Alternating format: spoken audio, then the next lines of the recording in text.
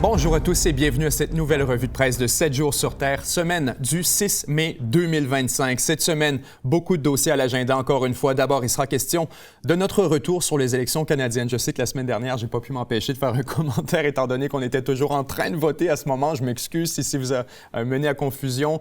Il sera question donc d'abord de Mark Carney, premier ministre du Canada, désormais minoritaire. Ensuite, l'avenir de Pierre Poilievre. Je veux absolument qu'on ait la chance d'en discuter. Conservateurs, le NPD, le Bloc québécois, les forces politiques au Canada, où est-ce que ça s'en va dans cette direction? Pour ce qui est aussi de la direction du Canada, la relation avec les États-Unis, il serait intéressant d'aborder tout ça. Et la possibilité, quelque chose qui génère toujours un peu d'intérêt à l'international, particulièrement de l'explosion de la Fédération canadienne, donc d'une fragmentation de l'espace politique canadien. On connaît bien sûr les tensions historiques entre les nationalistes québécois et le fédéralisme canadien. Ajoutons à ça maintenant l'émergence d'un mouvement sécessionniste en Alberta, alors que de plus en plus sont insatisfaits de la relation de la province albertaine et de la Fédération canadienne. On estime qu'on n'en a pas pour notre argent, on estime qu'on est négligé par Ottawa et qu'il y a très peu à partager avec les autres provinces. Donc, on aura la chance tout à l'heure de discuter des élections canadiennes et des implications qu'elles génèrent. Pour ma part, je veux surtout qu'on se concentre aujourd'hui sur quelques dossiers spécifiquement au Moyen-Orient, l'Ukraine également. On a toujours les mêmes négociations qu'on a d'habitude là-dessus.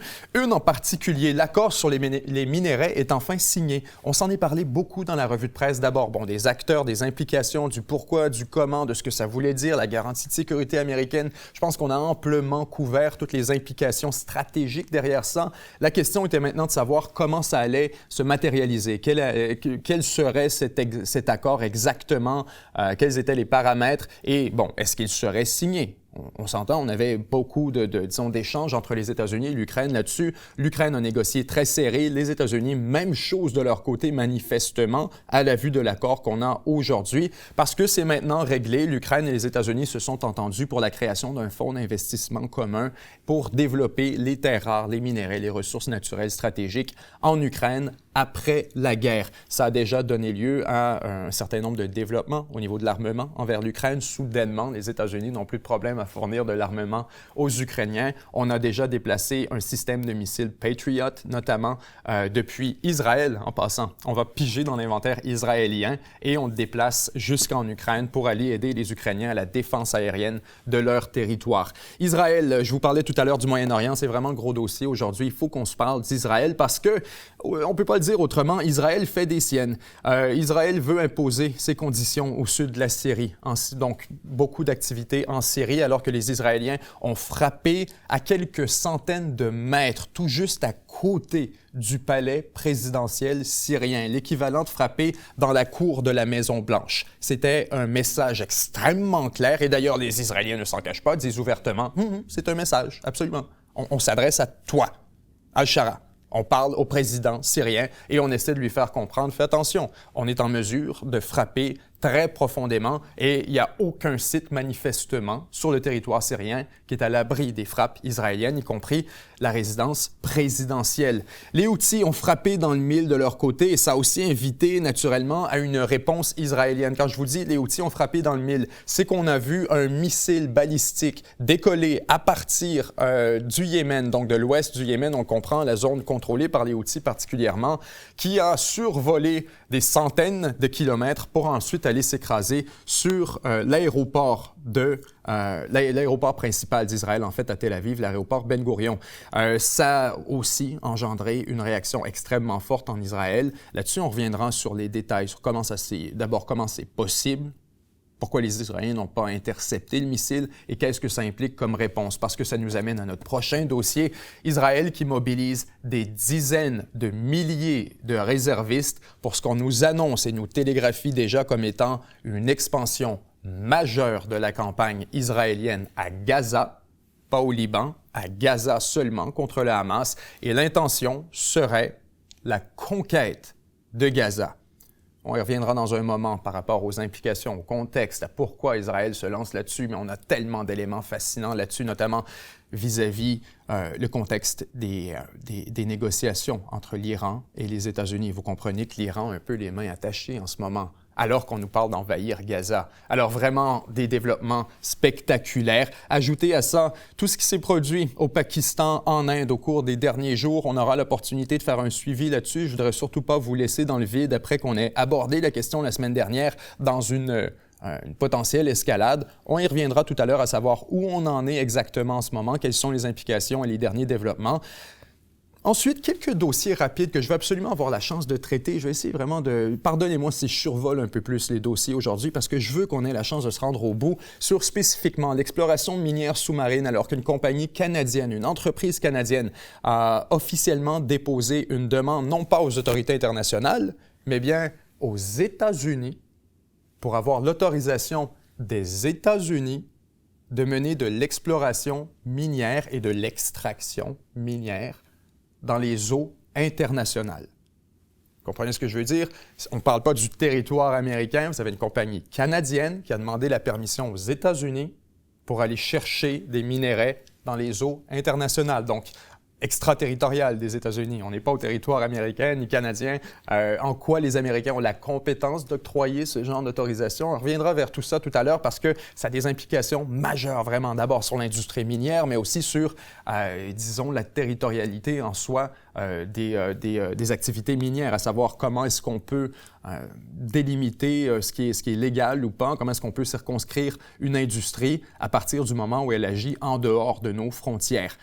Washington a voulu déployer des troupes au Mexique. Ça, c'est absolument spectaculaire. Et on en parlait il y a un bon moment en revue de presse, alors qu'on évoquait la possibilité, alors que, je ne sais pas si vous vous souvenez, Donald Trump, dès son arrivée à la Maison-Blanche ou quelques semaines après, a été d'une désignation des cartels de narcotrafiquants mexicains comme étant des groupes terroristes. Et ça avait surpris beaucoup de gens parce qu'à ce moment, on se disait, mais la désignation terroriste est normalement réservée à une définition extrêmement précise de qu'est-ce qu'un terroriste. Les terroristes, typiquement, on les imagine comme étant des gens qui utilisent la terreur avec des motivations politiques ou idéologiques. Et là, on a une grosse distinction avec les cartels mexicains, parce que oui, les cartels sont des groupes qui utilisent de la terreur, on pourrait imaginer absolument, on pourrait leur donner cette étiquette, mais pas pour des motivations idéologiques ou politiques. Ou du moins, l'argumentaire est beaucoup moins clair. Il est plus difficile d'argumenter ce genre de choses. Et donc, aujourd'hui, il y a quelques semaines, quelques mois, on avait désigné les narcotrafiquants comme étant des terroristes, et ce, à quoi ça ouvrait la porte? C'était à des frappes directes des États-Unis sur le territoire mexicain. Certains d'entre vous m'aviez écrit quelques jours après la diffusion de cette revue de presse en me disant « Benjamin, c'est un peu irresponsable de parler que les États-Unis envahiraient le Mexique, etc. » Je ne suis pas en train de vous dire qu'on va envahir le Mexique. Ce que je vous disais à ce moment et que je maintiens toujours, c'est que les Américains pourraient tout à fait y aller de frappe limitée avec la coordination du gouvernement mexicain sur le territoire mexicain, et ce pour un ensemble de raisons. Alors, on revient sur tout ça tout à l'heure. J'aimerais absolument qu'on puisse traiter le dossier. Finalement, certains d'entre vous seraient heureux. On se parle de la Roumanie, alors qu'elle sert un coup de tonnerre à l'Europe à travers son dernier cycle électoral. On se souvient qu'il y avait eu, ou du moins, je vous dis, on se souvient, ceux qui ont suivi le dossier. Pour les autres, on en fera un retour ensemble. Mais en résumé, on avait un candidat qui était pratiquement inconnu, qui a été élevé durant la campagne électorale du mois de novembre. Il y a un certain temps, on a eu une première campagne électorale présidentielle. Donc, cet inconnu relatif qui a réussi à gagner l'élection a été disqualifié et ensuite, en fait, on a annulé l'élection pour ensuite le disqualifier. Et pour le remplacer, on a mené une deuxième élection présidentielle. Et dans cette nouvelle élection présidentielle, qui a gagné? Encore l'extrême droite et un candidat qui partage beaucoup de positions avec celui qu'on a disqualifié, pour qui on a annulé l'élection originalement. Alors, c'est vraiment un autre de ces exemples absolument flagrants de « you get the policies you deny ». Le plus longtemps vous niez de la politique, vous niez une initiative populaire et la volonté du peuple, le plus sèchement et violemment cette volonté est imposée ensuite aux institutions nationales. On continue donc avec notre premier dossier. Je veux absolument qu'on parle des élections canadiennes.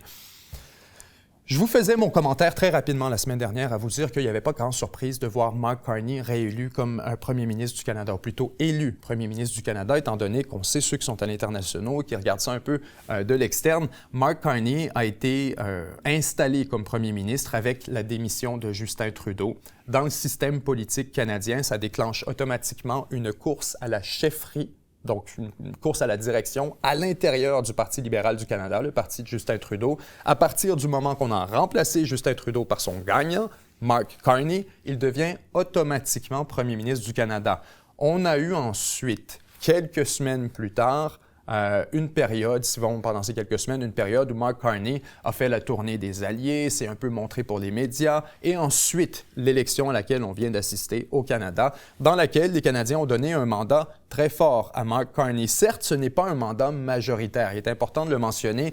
Au Canada, encore une fois, un peu comme on le voit en Allemagne, il est extrêmement important d'avoir une majorité pour être capable de mener à bien son agenda politique. Là-dessus, je prends quand même une minute pour l'expliquer en détail parce que je prenais pour acquis que c'était un truc qui était peut-être bien compris ici au Canada, mais ça fait quelques discussions que j'ai avec soit des membres de l'audience, soit des membres de ma famille, et que je constate que c'est pas tout à fait clair. Et là-dessus, je vous comprends absolument parce que c'est vrai que le système politique canadien est un peu difficile à comprendre. L'importance des partis d'opposition et pourquoi tout ça vient jouer un rôle aussi important.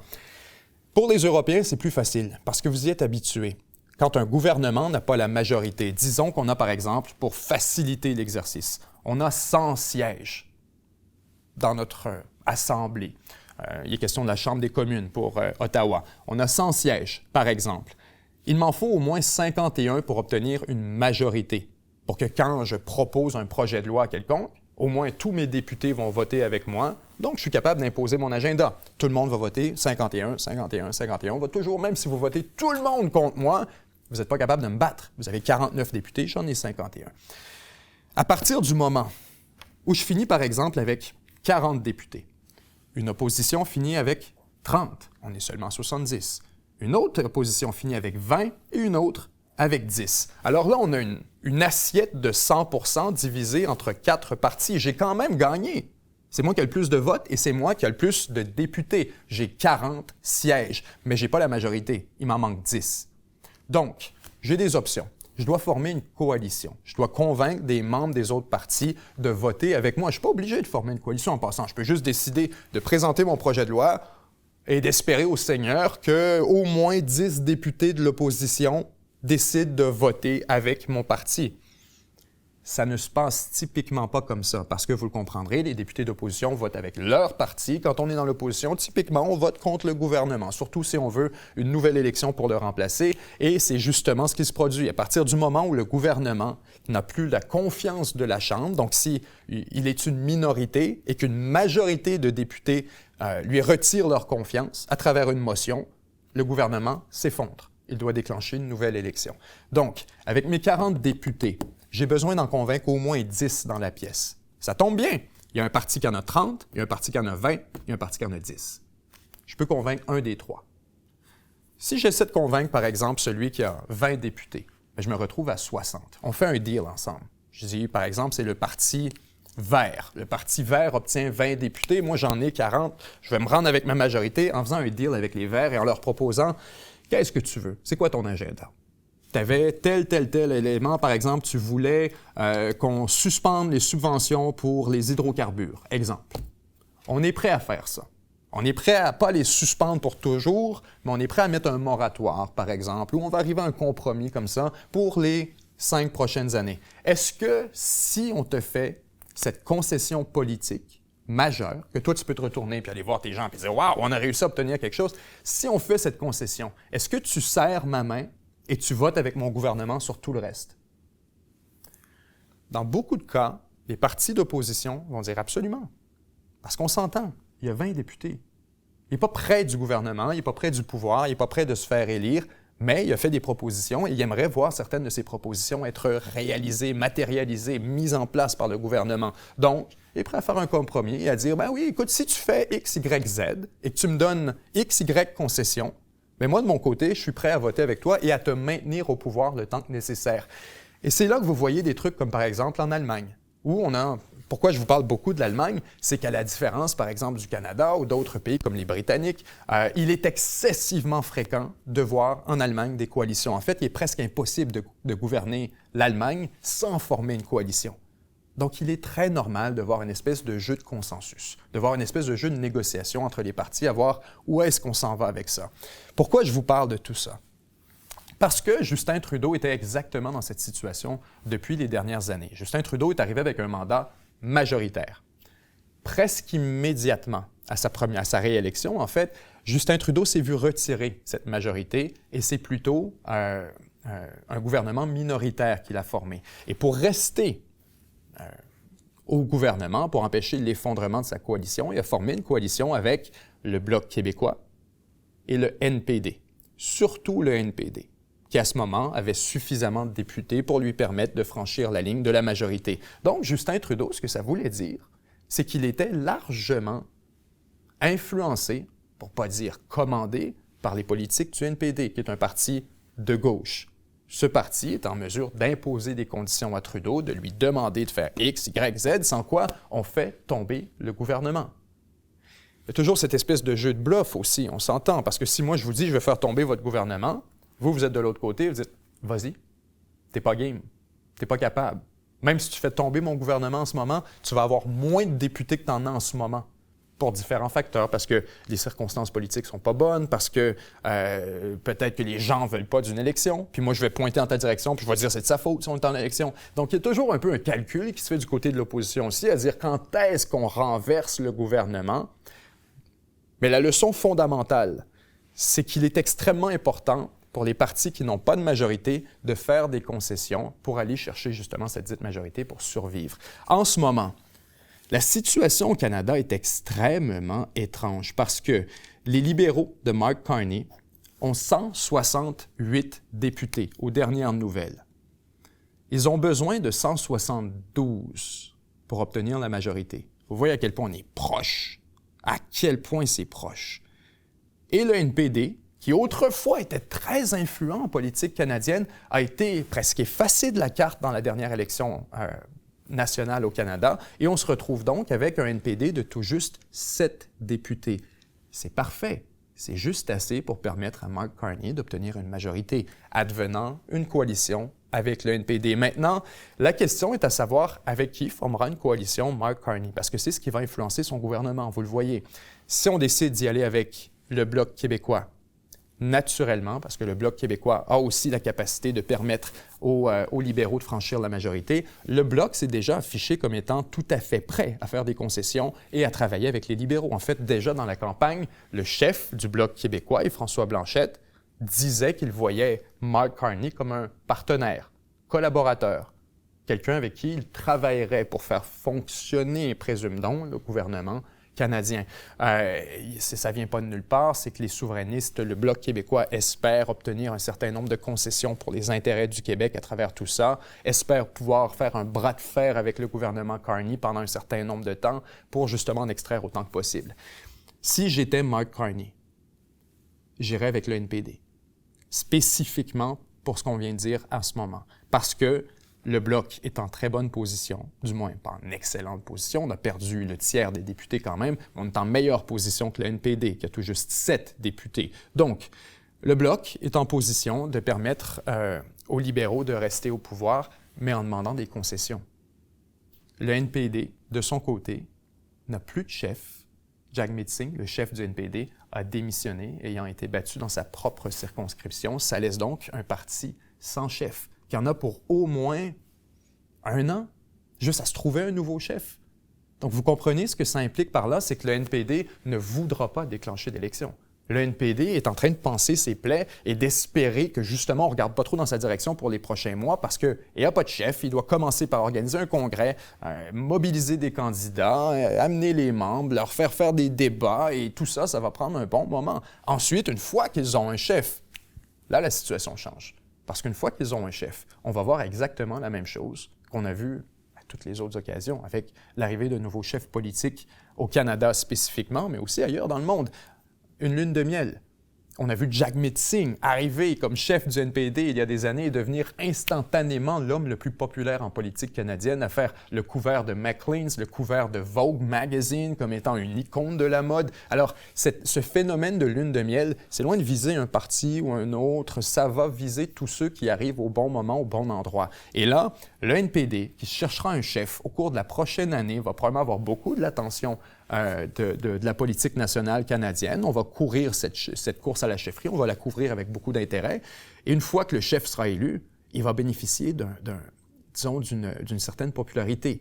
Donc, à ce moment, on pourrait s'attendre, dans un an et demi, une fois que le chef sera élu, que le NPD pourrait commencer à demander des vraies concessions, pourrait vraiment commencer à être un caillou dans le soulier des libéraux. Mais en attendant, les libéraux n'ont absolument pas besoin de donner quoi que ce soit au NPD. Ils peuvent regarder la gauche, le NPD, et dire « Non, c'est nous qui gouvernent, tu vas voter avec nous, pas parce que tu le veux, parce que tu n'as pas le choix. » Parce que tu n'es pas en position pour déclencher une élection, parce que le NPD n'a plus une scène, n'a plus d'argent. Même chose pour la plupart des partis fédéraux. Donc, ne vous attendez pas à une élection à très court terme.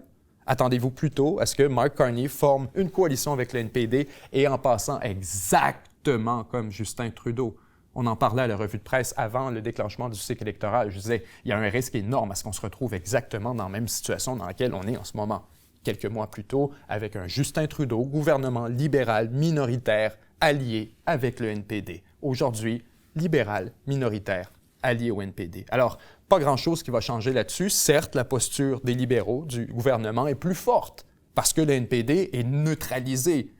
Mais reste-t-il qu'il va revenir un jour et que ce chef sera en mesure de diriger le Canada? Ce qui m'amène à mon autre point, d'ailleurs, que je trouve un peu absurde et qui en dit très long sur l'absurdité, c'est le seul terme, c'est grotesque. Ce système parlementaire britannique qui nous est imposé, une espèce de démocratie constitutionnelle, parce que ce que ça implique, c'est que, comme je l'explique, le chef du NPD, peu importe qui sera-t-il, la chef du NPD, quiconque va venir compléter cette coalition, va contrôler le gouvernement canadien en imposant des conditions, puis en demandant, en mettant des exigences à sa collaboration.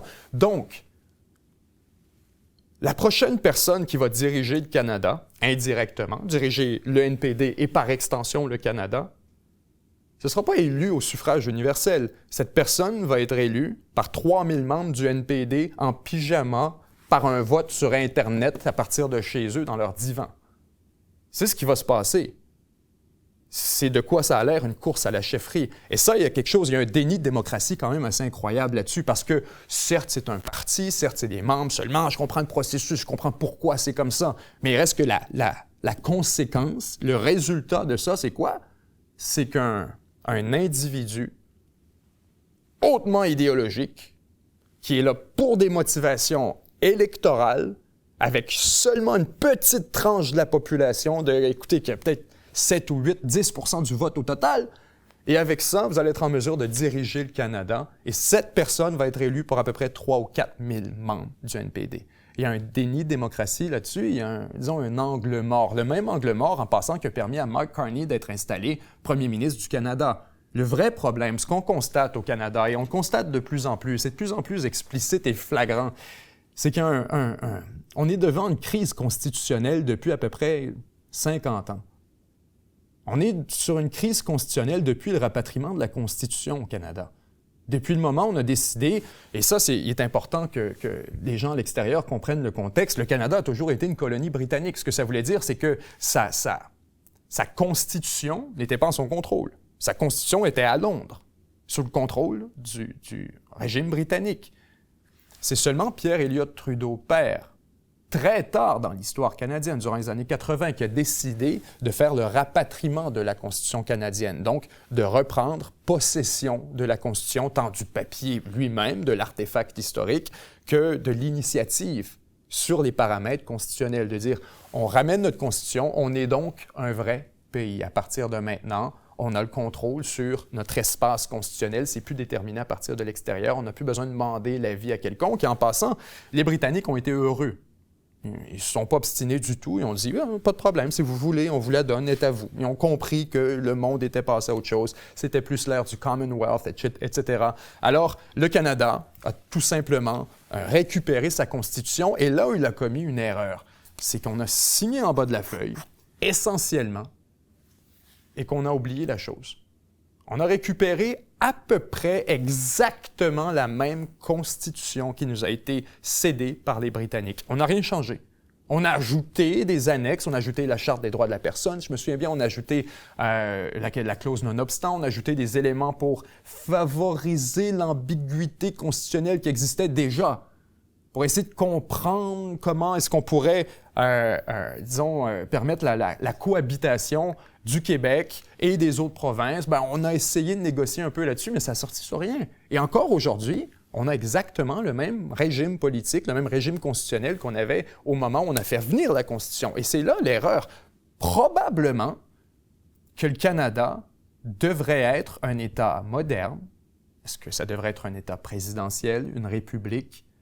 Ça empêcherait le genre de bavure auquel on vient d'assister. Ça permettrait d'avoir une ligne de succession claire. Ça permettrait toujours, absolument, à des gouvernements de coalition, mais on aurait au moins la liberté d'éliminer ça, si on le veut, ou de le paramétrer autrement. On n'a même pas la liberté. On a récupéré une constitution qui nous a été écrite par quelqu'un d'autre, on a ajouté quelques lignes et c'en est tout. Ça s'est terminé là. Alors, le Canada est dû pour une conférence constitutionnelle, une vraie, profonde conférence constitutionnelle où on évalue non seulement le rôle d'Ottawa, mais aussi ses responsabilités vis-à-vis des provinces, à savoir qu'est-ce qu'il nous doit. Parce que c'est un employé des provinces d'abord et avant tout.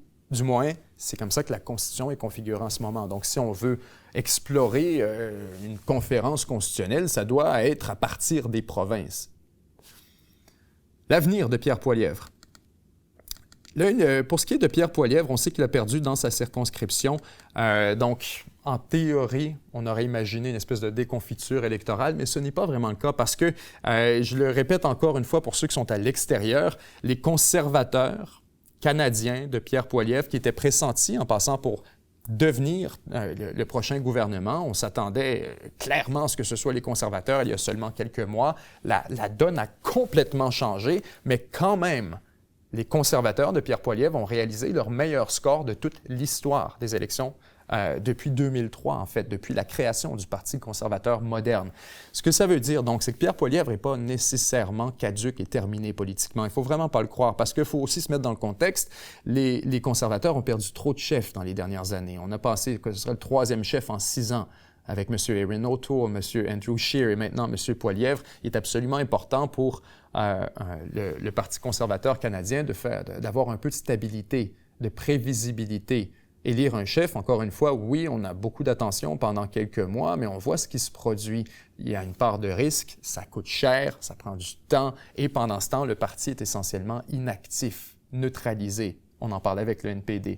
Alors, pour ce qui est des conservateurs, dans le contexte actuel, dans un contexte où, en passant, les libéraux n'ont pas d'affaires au pouvoir. Je sais que vous allez me lancer des tomates pour ça, mais les libéraux n'ont pas d'affaires en ce moment au pouvoir. Ça n'a pas lieu d'être. C'est vraiment c'est un artefact des circonstances politiques qui était extrêmement limité, une fenêtre de temps dans laquelle les libéraux avaient leur place.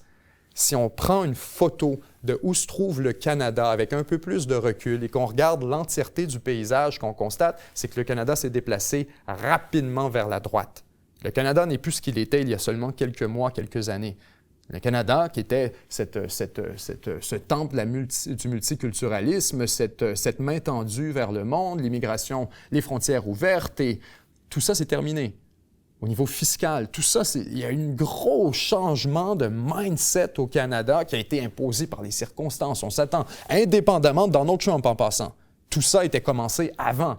Oui, inspiré de Donald Trump et de la présence, justement, du Doge et de ses initiatives plus à droite auxquelles on a assisté aux États-Unis, ça a inspiré le mouvement Poilievre, ça a inspiré le mouvement conservateur partout à travers le monde. Ça, on en a parlé très souvent à la revue de presse. Cela étant dit, les conservateurs canadiens sont probablement, en ce moment, le parti mieux adapté pour diriger le Canada au sens idéologique. Et là, je comprends que vous allez me lancer des... Je ne veux pas vous dire que les conservateurs méritent de gagner. Ils ne méritaient pas de gagner. Ils ont mené une campagne médiocre. Ils ne sont pas sortis des médias traditionnels, n'ont pas fait preuve d'initiative, pas fait preuve de créativité, d'inventivité. On a fait une campagne sourire, cravate, comme on se serait attendu d'un conservateur d'il y a 10 ans. Comme on se serait attendu de Mark Carney, d'un libéral qui n'avait rien à perdre, qui avait tout à perdre, pardon. Alors qu'au contraire, les conservateurs avaient tout à gagner et rien à perdre. Ils étaient en retard on avait perdu une avance de quelques 25 points. Donc, je ne suis pas en train de vous dire que les conservateurs méritaient de gagner. Ce que je vous dis, c'est qu'ils étaient mieux alignés avec, disons, la posture idéologique du Canada au moment où on a commencé à réfléchir à remplacer Justin Trudeau.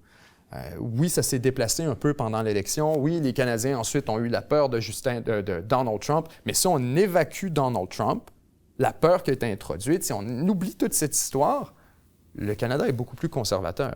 En termes des propositions qui ont été faites de décentralisation, on est beaucoup plus loin de ce que les libéraux ont proposé après des années, 4e mandat consécutif. C'est ce que je veux dire. Donc, on a là-dessus une espèce de contradiction entre où se trouve le Canada politiquement et quel gouvernement le dirige. Pendant une petite seconde, la seconde où est arrivée l'élection, le Canada a filé libéral. Et il s'est donné un gouvernement libéral pour les prochains 2 ans. Donc, c'est ce que je vous dis que là, on a un gros problème qui risque probablement de revenir au visage des libéraux. C'est un gouvernement fatigué, c'est un cabinet fatigué. On réintroduit exactement le même état-major, les Jean-Yves Duclos, les Champagne, les Mélanie Joly. C'est le même staff qu'on remet en avant en espérant que les Canadiens ne s'en rendent pas compte.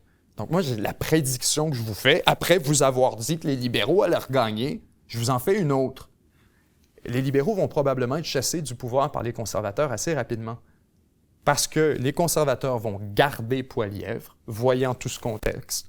Ils vont comprendre qu'il va y avoir probablement une autre élection d'ici quelques mois, que le NPD va revenir avec un chef, qu'il va gruger dans les effectifs libéraux et que ça va ouvrir la porte aux conservateurs.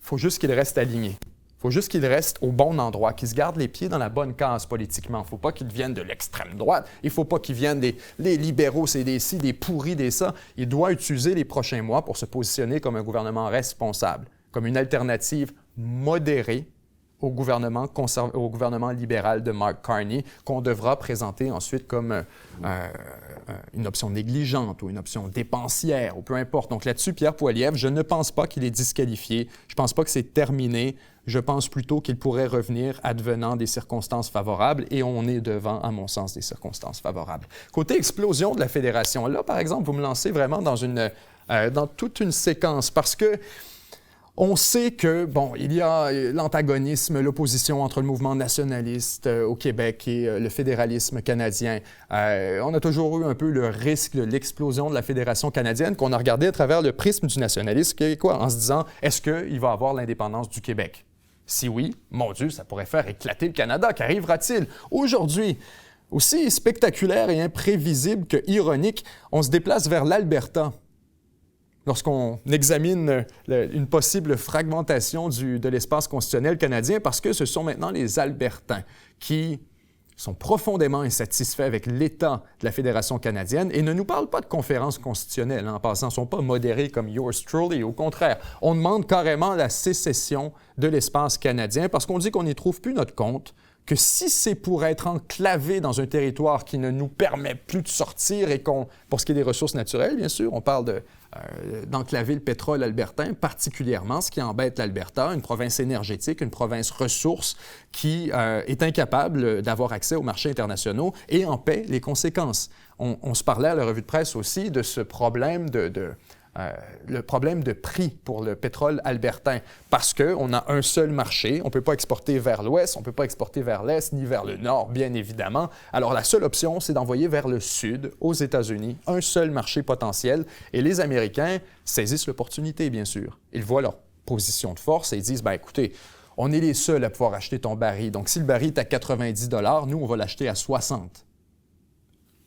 Et les Canadiens n'ont pas le choix d'accepter ça. Et ça introduit un cycle d'achat massif à partir des États-Unis de pétrole canadien à rabais. Et les Américains, vous savez ce qu'ils font avec ce pétrole?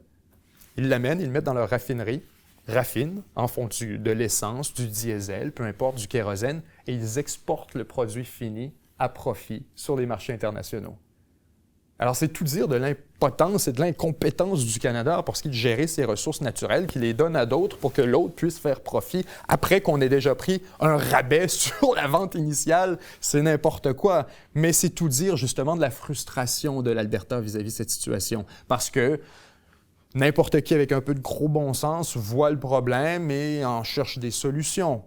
malheureusement, dans le contexte canadien, il y a trop d'intérêts croisés. Il y a le Québec qui veut rien savoir d'avoir des pipelines. Il y a la Colombie-Britannique qui veut rien savoir d'ouvrir du gaz naturel. Il y a tout ça qui fait que l'Alberta, prise au milieu du continent nord-américain, n'a pas d'alternative. Alors, on en a assez. Et on parle carrément de quitter le Canada et de faire, maintenant, voilà la question, faire quoi?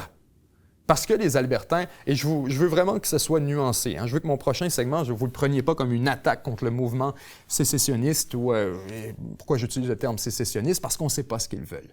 Je ne voulais pas que vous le preniez comme une attaque contre ce mouvement. Tous les peuples ont le droit à l'autodétermination. Et si les Québécois ont le droit à un pays qui est à eux, ont le droit de vivre leur culture, leur spécificité dans un État qui leur appartient, en parlant d'égal à égal avec les autres peuples, oui, à l'intérieur du Canada aussi, qui seront nos partenaires, c'est vrai aussi pour l'Alberta. C'est vrai pour la Colombie-Britannique, l'Ontario, etc. Certes, ils n'ont pas la spécificité culturelle du Québec. Certes, ils ne sont pas différents, ne parlent pas une langue différente, n'ont pas l'héritage catholique comme là au Québec. Absolument, je comprends qu'ils n'ont pas la différence qu'on pourrait attribuer au Québec et donc la légitimité de vouloir un mouvement. C'est là que je déconnecte.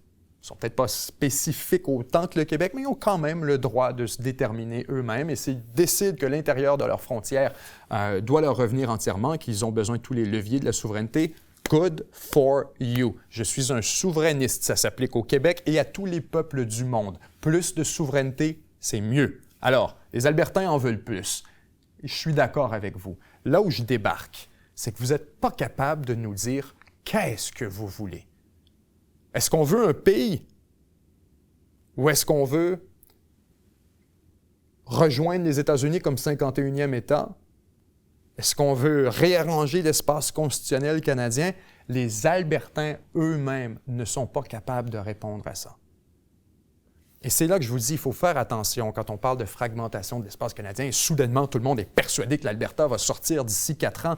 Attention, ça semble plutôt être de la gesticulation politique. On n'a pas fait le travail en amont. J'ai énormément de respect pour les Albertains, mais il y a beaucoup de travail à faire.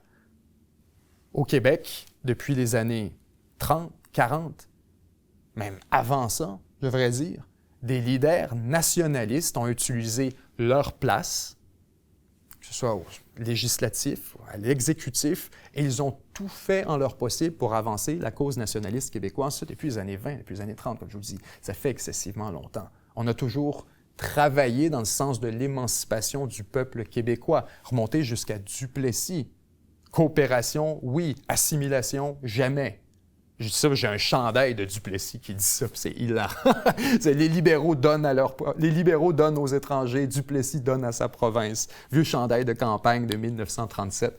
Mais le thème derrière ça, c'est que les leaders nationalistes québécois, le nationalisme québécois, il existe et il a été encouragé depuis des années. On a travaillé dessus, on a défini, on veut un pays, on veut que ça parle français, on voudrait avoir X, Y, Z comme alliés, on voudrait que ce soit tel type de république présidentielle. Voici de quoi aurait l'air notre Constitution, voici de quoi aurait l'air le budget de l'an 1 au Québec. On a des partis souverainistes qui gagnent des élections et qui ont une influence politique considérable. On a des institutions souverainistes. La Société Saint-Jean-Baptiste à Montréal, qui est l'espèce de QG du mouvement nationaliste.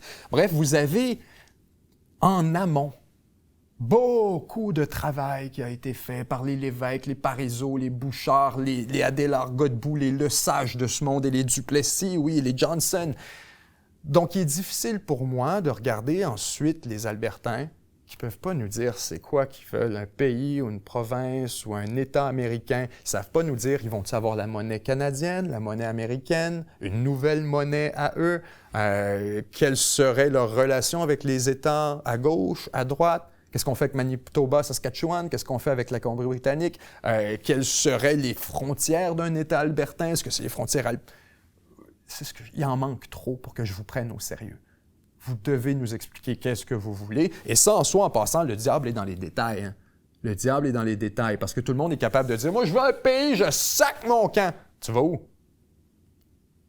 Ben là, ça devient plus compliqué. Je vais où? Tu vas à l'hôtel, OK? Tu fais quoi rendu là?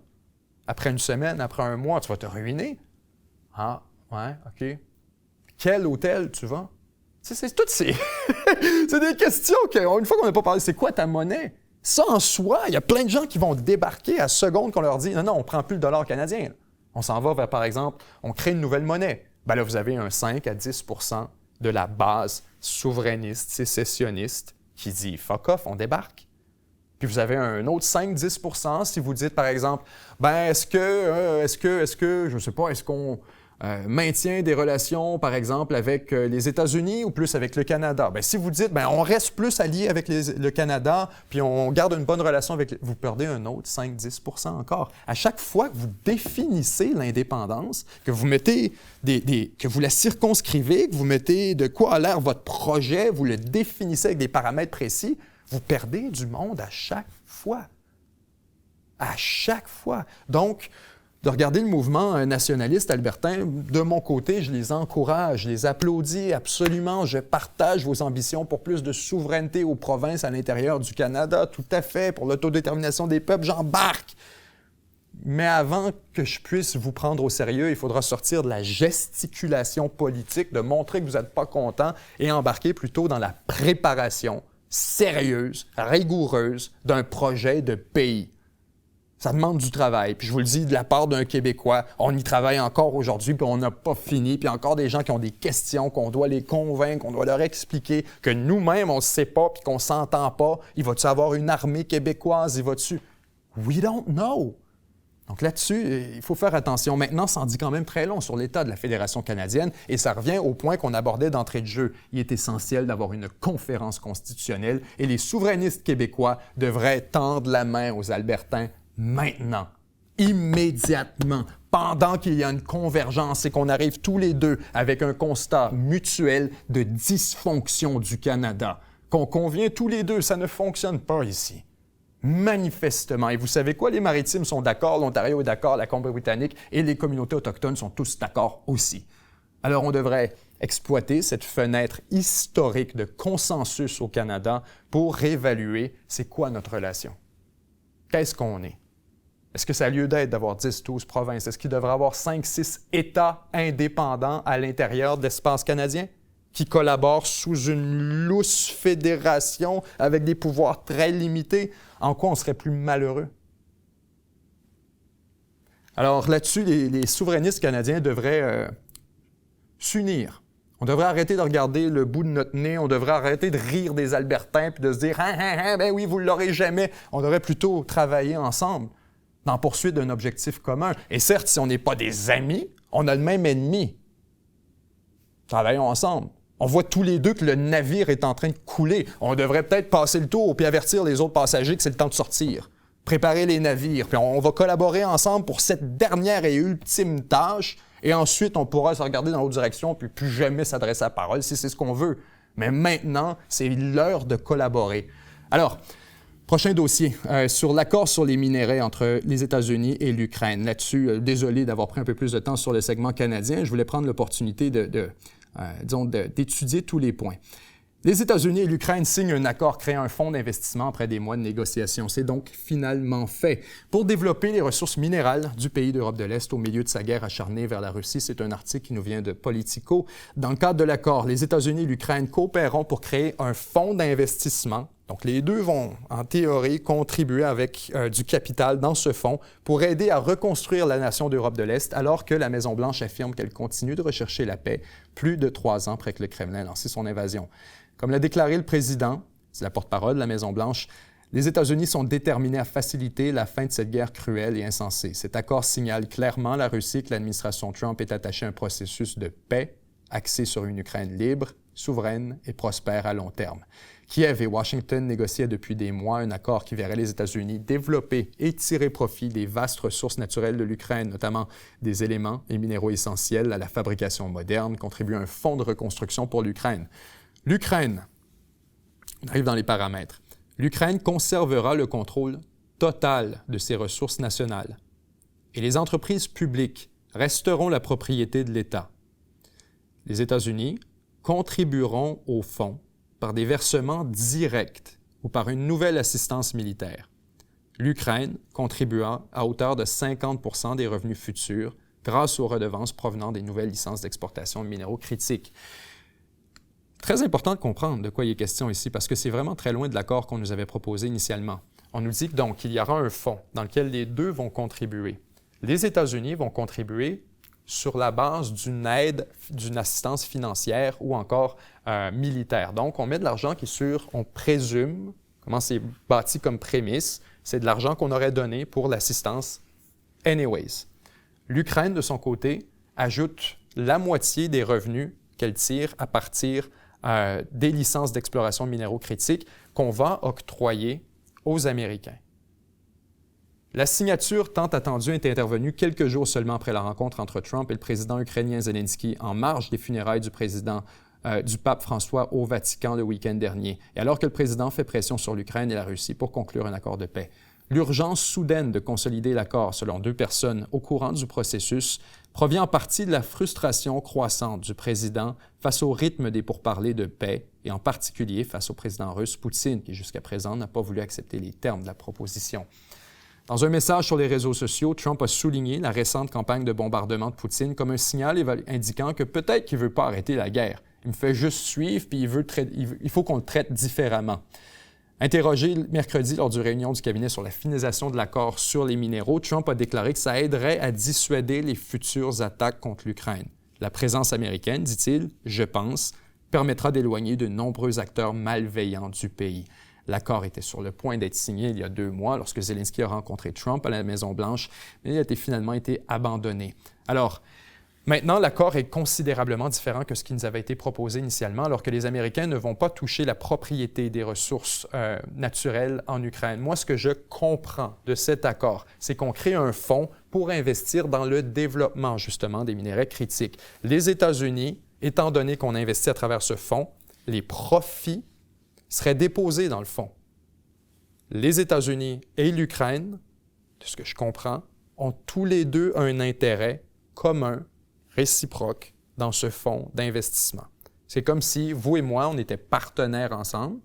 Chez vous, vous avez des ressources naturelles. On va creuser votre cours. Moi, j'amène l'équipement, j'amène l'argent. Vous, de votre côté, vous fournissez les ressources et la cour.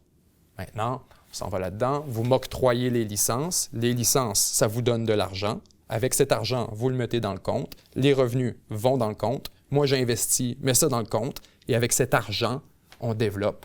Et on se partage le butin à 2 ensuite, les profits. C'est ce que je comprends.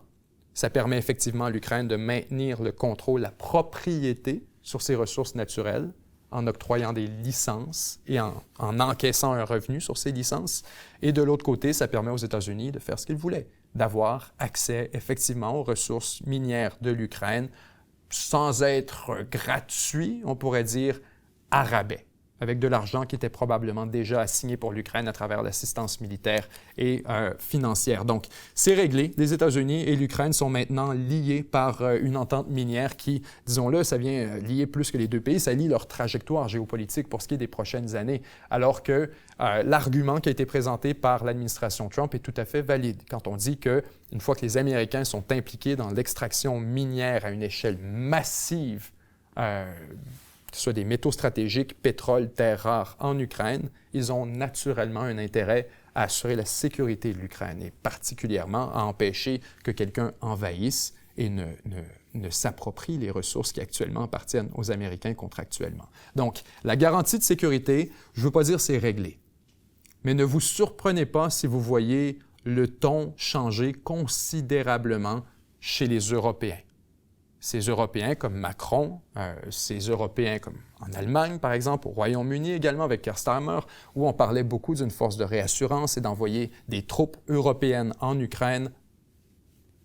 Ça semble beaucoup moins certain aujourd'hui devant cet accord minier qui permet une forme de garantie implicite de la part des États-Unis. Certes, l'Ukraine va continuer à demander à ce qu'on lui fournisse des soldats. Certes, elle va continuer à demander de l'armement. Il n'y a aucun doute, ça va rester sa posture officielle. Mais ne vous attendez pas à ce que l'Europe saute à pieds joints là-dedans, maintenant que les Américains ont essentiellement convenu d'une garantie implicite. Alors, pour continuer avec cette fois, on s'en va du côté du Moyen-Orient. Ça brasse énormément. On se parlait tout à l'heure de cette frappe d'Israël directement sur les abords de la présidence à Damas. Israël a annoncé vendredi matin avoir bombardé les abords du palais présidentiel syrien à Damas, quelques heures seulement après l'appel d'un chef religieux druze à l'intervention des forces internationales pour mettre fin à une campagne génocidaire injustifiée, dit-il, ciblant sa communauté. Israël a mis sa menace à exécution. C'est un article de France 24. L'État hébreu a bombardé vendredi 2 mai les abords du palais présidentiel à Damas en représailles aux violences entre combattants druzes et groupes armés liés au pouvoir du président Ahmed al-Shara. Des avions de combat ont frappé les environs du palais présidentiel à Damas, a annoncé l'armée israélienne sur Telegram. C'est un message clair envoyé au régime syrien. Nous ne permettrons pas que des forces syriennes soient dépêchées au sud de Damas ou menacent de quelque manière que ce soit la communauté druze. Là-dessus, je m'arrête une seconde pour vous mettre en contexte. Vous avez effectivement une communauté druze, qui est une communauté ethno-religieuse, si on veut, dans le nord-est d'Israël, donc à la frontière avec la Syrie. C'est une communauté qu'Israël a toujours essayé d'intégrer à l'intérieur de son propre parapluie administratif parce qu'on voulait avoir une influence sur cette région. Les Druzes eux-mêmes sont plus ou moins rattachés à l'État israélien, mais ils sont en théorie en Syrie. Il y a une bonne présence druze en Syrie qui dénonce le nouveau régime syrien, qui dit « ce régime nous opprime, ce régime nous veut du mal ». Il est important de savoir, oui, ça a lieu, il y a effectivement des tensions dans cette région sur la question druze, mais c'est surtout un prétexte utilisé par Israël en ce moment pour justifier des frappes dans la région. Donc, au sud de Damas, quand on nous dit on ne veut surtout pas de présence militaire syrienne au sud de Damas, c'est surtout pour protéger Israël. Ce n'est pas pour protéger les Druzes. Et là-dessus, il est important de le comprendre. Si on met une carte à l'écran, vous comprendrez à peu près où se trouve Damas dans la région. Quand on dit on ne veut aucune présence militaire au sud de Damas, c'est une manière de créer une zone tampon entre Israël et les forces militaires du nouveau régime syrien, du nouveau gouvernement al-Shara. Israël va beaucoup plus loin, en fait, en disant que et c'est là qu'on tombe plus dans le message, on s'entend, parce qu'il aurait été normal de voir Israël mener des opérations limitées au sud de la Syrie, dans le sud-ouest, alors qu'on essaie d'avoir autant que possible une zone tampon. Justement, on l'a vu d'ailleurs dans les derniers mois, on a vu Israël frapper un peu partout en Syrie. Ce qui est surprenant, c'est de voir qu'on a maintenant une frappe à quelques mètres seulement du palais présidentiel. Là, on sort de l'effectivité, on rentre plutôt dans le symbolisme. L'intention d'Israël ici, c'était de lancer un message au président syrien comme quoi ne déploie aucune troupe au sud de Damas. L'histoire des Druzes, c'est n'importe quoi. C'est juste un prétexte qu'on a utilisé. C'est de dire n'empiète pas sur notre zone tampon qu'on vient de créer. Et si tu le fais, on peut te tuer. On peut te tuer peu importe où tu te trouves en Syrie et on est game de le faire si nécessaire. Pourquoi? Parce que quand on y pense, qu'est-ce qui arrive si on tue le président syrien maintenant? On revient à la Syrie d'il y a 1 an. On revient exactement à la Syrie d'il y a 1 an. La Turquie perd son gros levier en Syrie. Elle perd son instrument, sa marionnette. Les Kurdes retrouvent une certaine influence. L'Iran, certes, reviendra avec des milices, aurait probablement un rôle un peu plus grand qu'actuellement, mais Israël n'en a rien à chier. Israël peut bombarder l'Iran si elle en a envie. Elle peut bombarder partout en Syrie si elle en a envie. Elle a certainement l'autorisation des Américains. Elle a certainement l'appui tacite des pays arabes qui regardent dans l'autre direction et de tous les pays du Golfe qui regardent dans l'autre direction. Donc Israël a tout intérêt à juste tuer le président syrien si ça devient trop compliqué. On l'accusera, on dira que c'est un acte de guerre, etc. Mais actuellement, il n'y a pas d'armée syrienne qui est capable de répondre à une agression israélienne de cette ampleur. On n'est pas capable d'envahir Israël. Et c'est la raison pour laquelle, d'ailleurs, le président syrien est aussi tranquille en ce moment. Il sait très bien qu'il ne peut pas se défendre. Il est encore occupé à essayer de rétablir l'ordre à l'intérieur de la Syrie et de créer un seul gouvernement unitaire qui rassemble toutes les communautés, toute la diversité des communautés religieuses, ethniques, etc. qu'on avait en Syrie. Donc, Israël regarde tout ça, voit la Turquie en train de prendre le contrôle de la Syrie, en train de se déployer, d'avoir de plus en plus d'influence à sa porte, et elle voit en plus que la zone tampon qu'elle avait créée est en train d'être empiétée de plus en plus par le régime syrien. Alors, ce qu'on est en train de créer, c'est le cauchemar d'Israël. C'est un État syrien stable et fort. Israël est tout à fait prêt à juste saboter tout ça demain matin si ça lui achète un autre 5 ou 10 ans. Et c'était quoi la guerre civile syrienne? Ça fait 10 ans qu'on était dans une situation qui, soyons clairs, ne menaçait pas Israël du tout. beaucoup trop occupés à s'entretuer eux-mêmes à l'intérieur des frontières de la Syrie pour aller s'occuper des Israéliens à côté qui tuent tout le monde à Gaza ou encore au Liban. Alors Israël est beaucoup plus confortable avec une Syrie fracturée. On avait probablement en fait comme ambition la partition de la Syrie, parce que dans un scénario de partition de la Syrie, vous le voyez, Israël s'en prend un bout. Donc maintenant, Israël, quand elle frappe à quelques mètres du palais présidentiel, vous comprenez à quel point le signal est clair, là, de dire, mon homme, back off. Non seulement on est capable, mais on est prêt à le faire si jamais ça devient trop compliqué. Puis regarde la situation, on regarde le contexte, on est en meilleure position que jamais pour le faire. Parce que qui d'autre pourrait agir? Qui pourrait faire quoi que ce soit? La Turquie? La Turquie va aller envahir Israël? Non, non, pas actuellement. Il n'y a pas eu ce crescendo. La Turquie ferait juste perdre son instrument. L'Iran, même chose, est en marge, en négociation avec les États-Unis, ce qui nous amène toujours d'ailleurs à notre prochain dossier, parce que cette fois, il est question encore une fois de cette campagne expansionniste d'Israël au Moyen-Orient. On s'en était parlé dans les dernières semaines, comment cette stratégie israélienne est en train de basculer de la défense territoriale à l'expansion territoriale pour créer des zones tampons partout où on l'estime nécessaire. On a d'abord cette zone tampon dans le sud du Liban, maintenant à l'est d'Israël, au sud-ouest de la Syrie et bien sûr dans Gaza elle-même, alors que les Israéliens nous annoncent aujourd'hui qu'ils mobilisent des dizaines de milliers de membres de la réserve, de soldats qui sont donc intégrés immédiatement dans les forces régulières. On sait qu'en Israël, vous avez une conscription, donc une large réserve qui peut être activée en fonction des besoins des forces de défense israéliennes. Et aujourd'hui,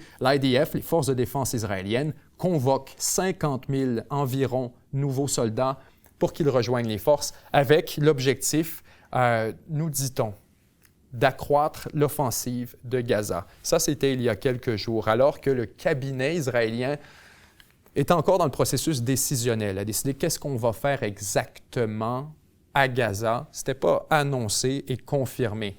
Dans les dernières heures, après cette information quant à la mobilisation, en fait, ce matin même, on a eu la confirmation de la part de l'état-major israélien, spécifiquement depuis le ministre de la Défense et le cabinet israélien, qu'Israël prévoit de conquérir Gaza, la conquête totale du territoire. Israël envisage désormais d'occuper l'ensemble de l'enclave, de contrôler l'aide humanitaire et d'expulser les Palestiniens. Les dirigeants politiques et militaires israéliens ont approuvé des plans visant à étendre l'offensive à Gaza et à prendre en charge les livraisons à l'enclave dévastée et affamée, selon des rapports.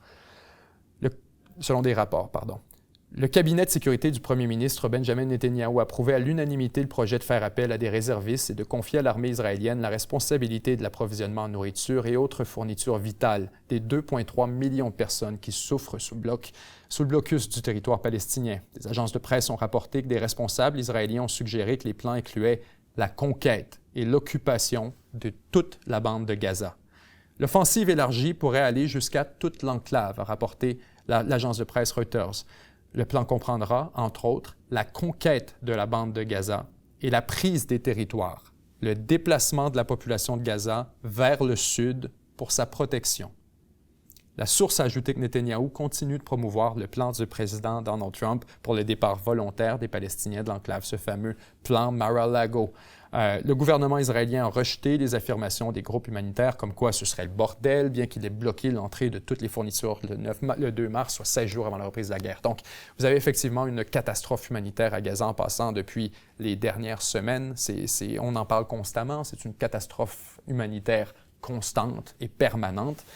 Mais il demeure que la situation s'est largement aggravée au cours des dernières semaines, alors qu'Israël a décidé d'appliquer un blocus total sur l'aide humanitaire. Normalement, on laissait passer quand même quelques camions, quelques ravitaillements. Là, on est vraiment strictement à zéro et ça cause beaucoup de tensions dans l'enclave.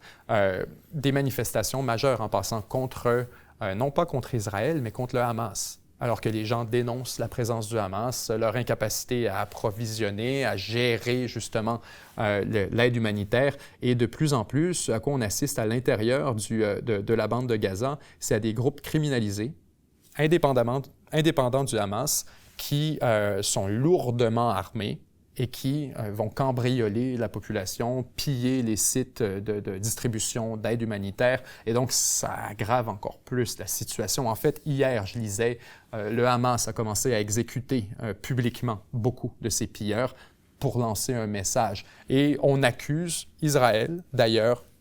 Est-ce qu'on sait? On n'aura jamais vraiment la vérité là-dessus. Mais apparemment, d'après le Hamas et d'après les organisations humanitaires sur place, Israël encouragerait ce phénomène en tuant par des frappes de drones les policiers qui tentent d'intervenir.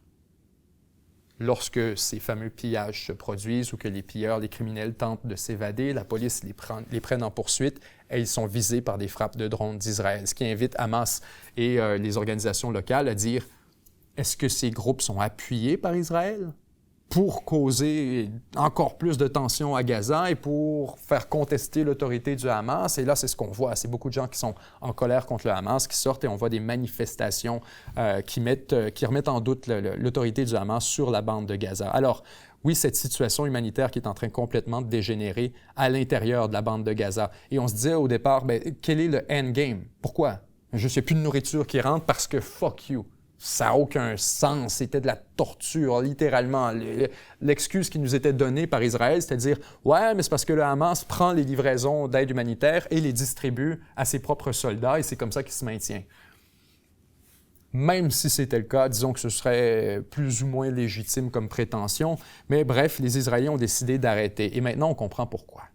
On comprend que ça n'avait rien à voir avec cette histoire bidon du Hamas qui ramasse quoi que ce soit. On est plutôt en train, littéralement, de créer les conditions et de préparer le terrain pour une incursion massive de l'armée israélienne. On veut s'assurer qu'il n'y a aucune ressource sur le territoire. On veut s'assurer que tous ceux qui n'ont rien que songé à peut-être partir vont avoir tout ce qu'ils ont besoin comme condition pour prendre la décision de partir. De dire, non seulement Israël envahit, non seulement le Hamas est une autorité méprisable que la plupart des gens dans la bande de Gaza rejettent, mais encore plus que ça, on ajoute le fait que maintenant, il n'y a plus de nourriture. Que maintenant les conditions de vie se dégradent et qui sont encore pires qu'elles ne l'étaient il y a quelques semaines, quelques mois, alors qu'on pensait déjà qu'on était au fond du baril. Alors, on comprend que c'est une tactique militaire de guerre hybride de la part de l'armée israélienne, de littéralement affamer la population de Gaza et les soldats qui sont sur place, les forces du Hamas, les forces sécuritaires, pour accélérer la prise de contrôle par les forces israéliennes et, subséquemment, l'expulsion de tous les Palestiniens de la bande de Gaza. C'est un plan absolument... c'est un plan, on pourrait le dire, machiavélique. Hein? Maintenant, faisons de la géopolitique. Ce n'est pas surprenant dans le contexte actuel, étant donné qu'on a un certain nombre de motivations, d'incitatifs, si on veut, pour Israël à aller de l'avant avec une conquête de la bande de Gaza. D'abord, premier incitatif, on en parlait il y a un certain moment, la Syrie. On va vouloir se concentrer sur la Syrie éventuellement et il va falloir avoir une certaine forme de capacité de dissuasion vis-à-vis de la Syrie. Alors que le régime se relève, Israël commence à sentir qu'il y a une fenêtre qui se referme pour aller de l'avant avec une campagne à Gaza, parce que bientôt, les forces de défense israéliennes auront quelque chose d'autre à gérer, qui sera la présence syrienne et peut-être même une campagne prolongée en Syrie. Alors, premier élément. Deuxième, eh bien, vous avez bien sûr le contexte international. Alors que vous avez Donald Trump au pouvoir aux États-Unis, qui permet à Israël de faire tout ce qu'ils veulent.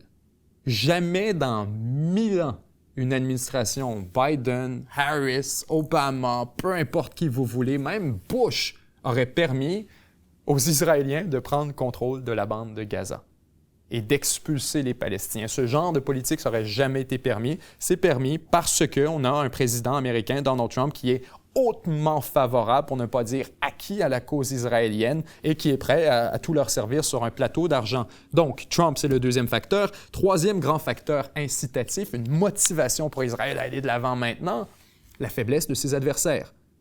Par là, j'entends, oui, les Houthis, j'entends les milices irakiennes, les milices affiliées avec l'Iran en Irak, l'Iran lui-même, le Hezbollah, le Hamas. Tout le monde est très faible. On l'a déjà mentionné à quelques occasions aussi durant la revue de presse. Et finalement, l'autre facteur que moi je vois actuellement sur le radar, c'est bien sûr les négociations entre les États-Unis et l'Iran. Qui aurait vraiment la capacité de déchirer sa chemise, de faire une crise et de fabriquer une escalade en réponse à l'implication israélienne à Gaza? L'Iran. L'Iran serait capable de lever la main et dire « wow, wow, wow, wow, wow, on doit apporter un contrepoids à Israël parce que manifestement, il n'y a plus rien pour les retenir et ils font ce qu'ils veulent. » Mais justement, les Iraniens sont en négociation avec les Américains.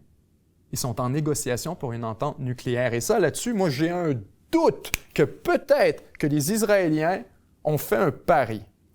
Et le pari, ils gagnent dans les deux. C'est ce qui est fantastique quand je vous dis Israël fait les siennes, c'est que c'est soit ils gagnent, soit ils gagnent.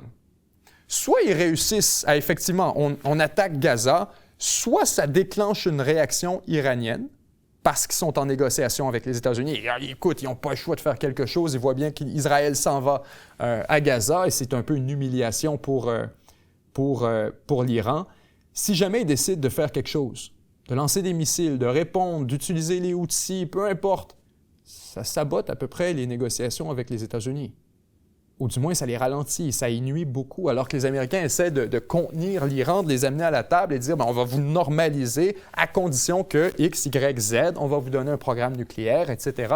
Et pendant ce temps-là, ils bombardent Israël.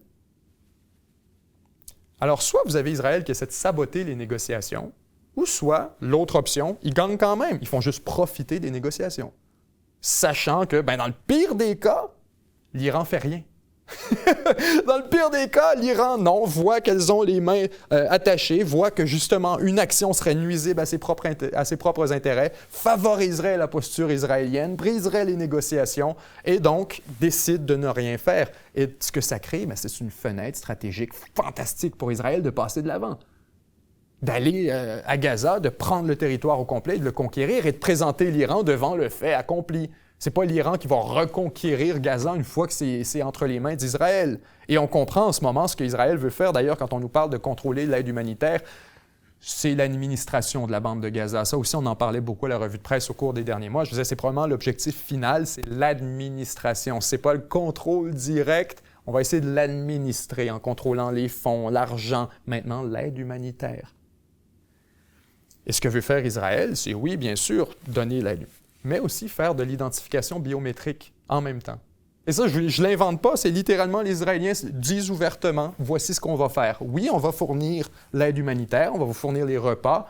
On a calculé combien il en faut. Il faut 60 camions par jour, disent les Israéliens. Les organisations d'aide internationale, les ONG, nous parlent de 600 camions par jour nécessaires pour approvisionner la bande de Gaza. Donc, les Israéliens disent non, on va vous donner le 10e et c'est nous qui va le distribuer. Et quand vous allez venir le chercher au centre de distribution, on a identifié 6 centres de distribution à travers Gaza. Quand vous allez venir, on va vous photographier, prendre vos empreintes, on s'assure de savoir t'es qui, toi?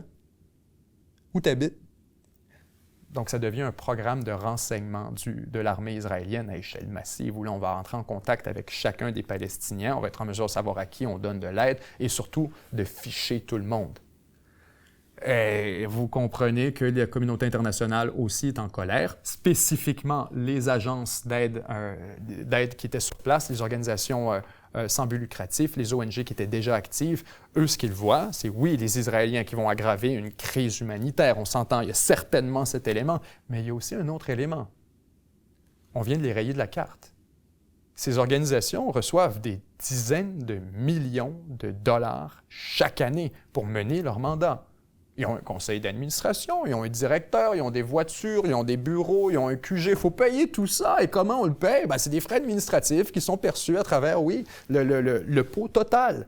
Donc, on envoie de l'argent à la Croix-Rouge, à UNWRA, ou peu importe. Il y a quand même une somme qui est perçue dans l'exercice et dont l'organisation profite. Alors, quand vous leur dites, on ne vous envoie plus d'argent, on va s'en occuper nous-mêmes, finalement, merci beaucoup.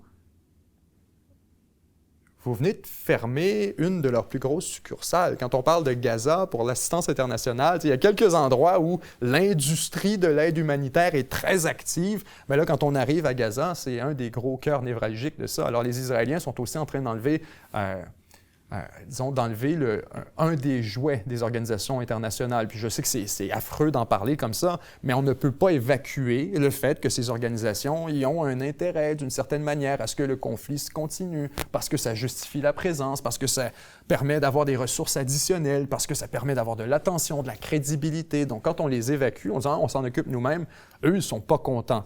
Donc, eux dénoncent tout ça. Les Israéliens disent, on va prendre le contrôle, administrer l'aide, évacuer tout le monde du territoire. Et ensuite, c'est là qu'on a la question. Parce que, bon, il manque beaucoup de détails. Les Israéliens nous disent qu'ils vont évacuer les gens au sud. Est-ce qu'on parle au sud de la bande de Gaza? Dans la bande de Gaza?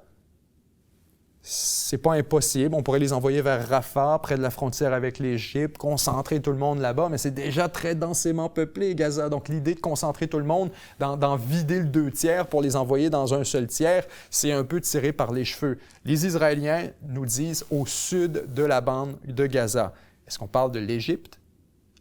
D'un déplacement massif de millions de Palestiniens, au moins 2 millions de Palestiniens vers l'Égypte, je ne pense pas que c'est non plus à l'agenda. Donc, l'exécution du programme en tant que tel, je ne suis pas certain d'avoir bien compris quelle est l'intention des Israéliens, à part de conquérir le territoire, d'en faire l'administration, et donc on comprend de rendre le Hamas inutile et caduc. Le Hamas, qui actuellement est aussi une organisation politique, administrative, qui gère justement l'aide humanitaire, etc. À partir du moment que vous retirez tout ça de l'équation, vous pouvez vous débarrasser du Hamas, en théorie. Donc, le raisonnement israélien là-dessus est vraiment... Je ne suis pas en train de vous l'appuyer, j'essaie de le rationaliser puis de comprendre d'où ça peut venir, parce que c'est ce qu'on pourrait qualifier du raisonnement maximaliste. C'est la posture maximaliste qu'on aurait pu imaginer à Israël. Donc, bref, tout ça pour dire, je ne suis pas en train de vous, de justifier le plan israélien. Je ne veux pas que vous pensiez que je suis en train de les appuyer en expliquant tout ça. Au contraire, ce que je vous dis, c'est qu'il y a un contexte géopolitique qui est hautement favorable. On ne peut pas se surprendre dans le contexte actuel. Donc, on a une posture maximaliste de la part de l'administration israélienne. Et c'est vraiment le bon terme. C'est la posture maximaliste. On ne peut pas aller plus loin que de dire, Gaza, on va prendre le contrôle, vous sortez tous, on mobilise notre armée, puis c'en est terminé d'un Gaza contrôlé par le Hamas. Et maintenant, il y aura un État d'Israël, incluant la bande de Gaza. À terme, c'était clair que c'était comme ça que ça allait finir, mais on l'imaginait dans 100 ans. On l'imaginait et un jour, après des années à morceler centimètre par centimètre. Mais non, aujourd'hui, le gouvernement de Netanyahou étant aussi, ajoutons une autre motivation, étant sous pression à l'intérieur d'Israël, des manifestations dans les rues, des gens qui contestent son autorité, l'armée elle-même qui est assez incertaine des initiatives du gouvernement Netanyahou, il y a beaucoup de motivation de dire « tout le monde, vous vous taisez, on est en guerre ». D'être un chef de guerre, c'est politiquement très facile. Électoralement, je veux dire, c'est presque une victoire acquise. Donc, en ce moment, Israël est en train vraiment d'adopter la posture la plus extrême que possible pour ce qui est de la bande de Gaza, et personne ne peut l'arrêter. Absolument personne ne peut l'arrêter. Si quelqu'un pouvait l'arrêter, ce serait l'Iran. L'Iran déciderait de mener des attaques ou peu importe, d'envoyer de l'armement, de faire quelque chose, ce qui est déjà douteux, à savoir est-ce qu'ils ont la capacité, mais disons qu'ils le faisaient, ils font juste perdre leurs négociations nucléaires avec les États-Unis. Ils font juste se tirer dans le pied. Et qui est mort de rire? Israël, qui ne voulait rien savoir de ces négociations-là quand même, parce que ça normalise l'Iran. Alors, je dis Israël fait des siennes, c'est ce que je voulais dire par là. Avec ce missile, d'ailleurs, un missile-outil qui a frappé tout près de l'aéroport de Tel Aviv, ça c'est un élément qui vaut la peine d'être relevé aussi parce qu'on se parlait là, des forces iraniennes qui ont été un peu mises KO au cours des derniers mois, les Houthis au Yémen, les milices irakiennes en Irak et bien sûr la Syrie. Pourrait-on ajouter la Syrie d'Assad, le Hamas, le Hezbollah, tous les instruments de l'Iran, cet axe de la résistance qui a été un peu mis à chesse. Maintenant, on regarde du côté du Yémen et ce qu'on voit, c'est que les Houthis sont toujours très actifs.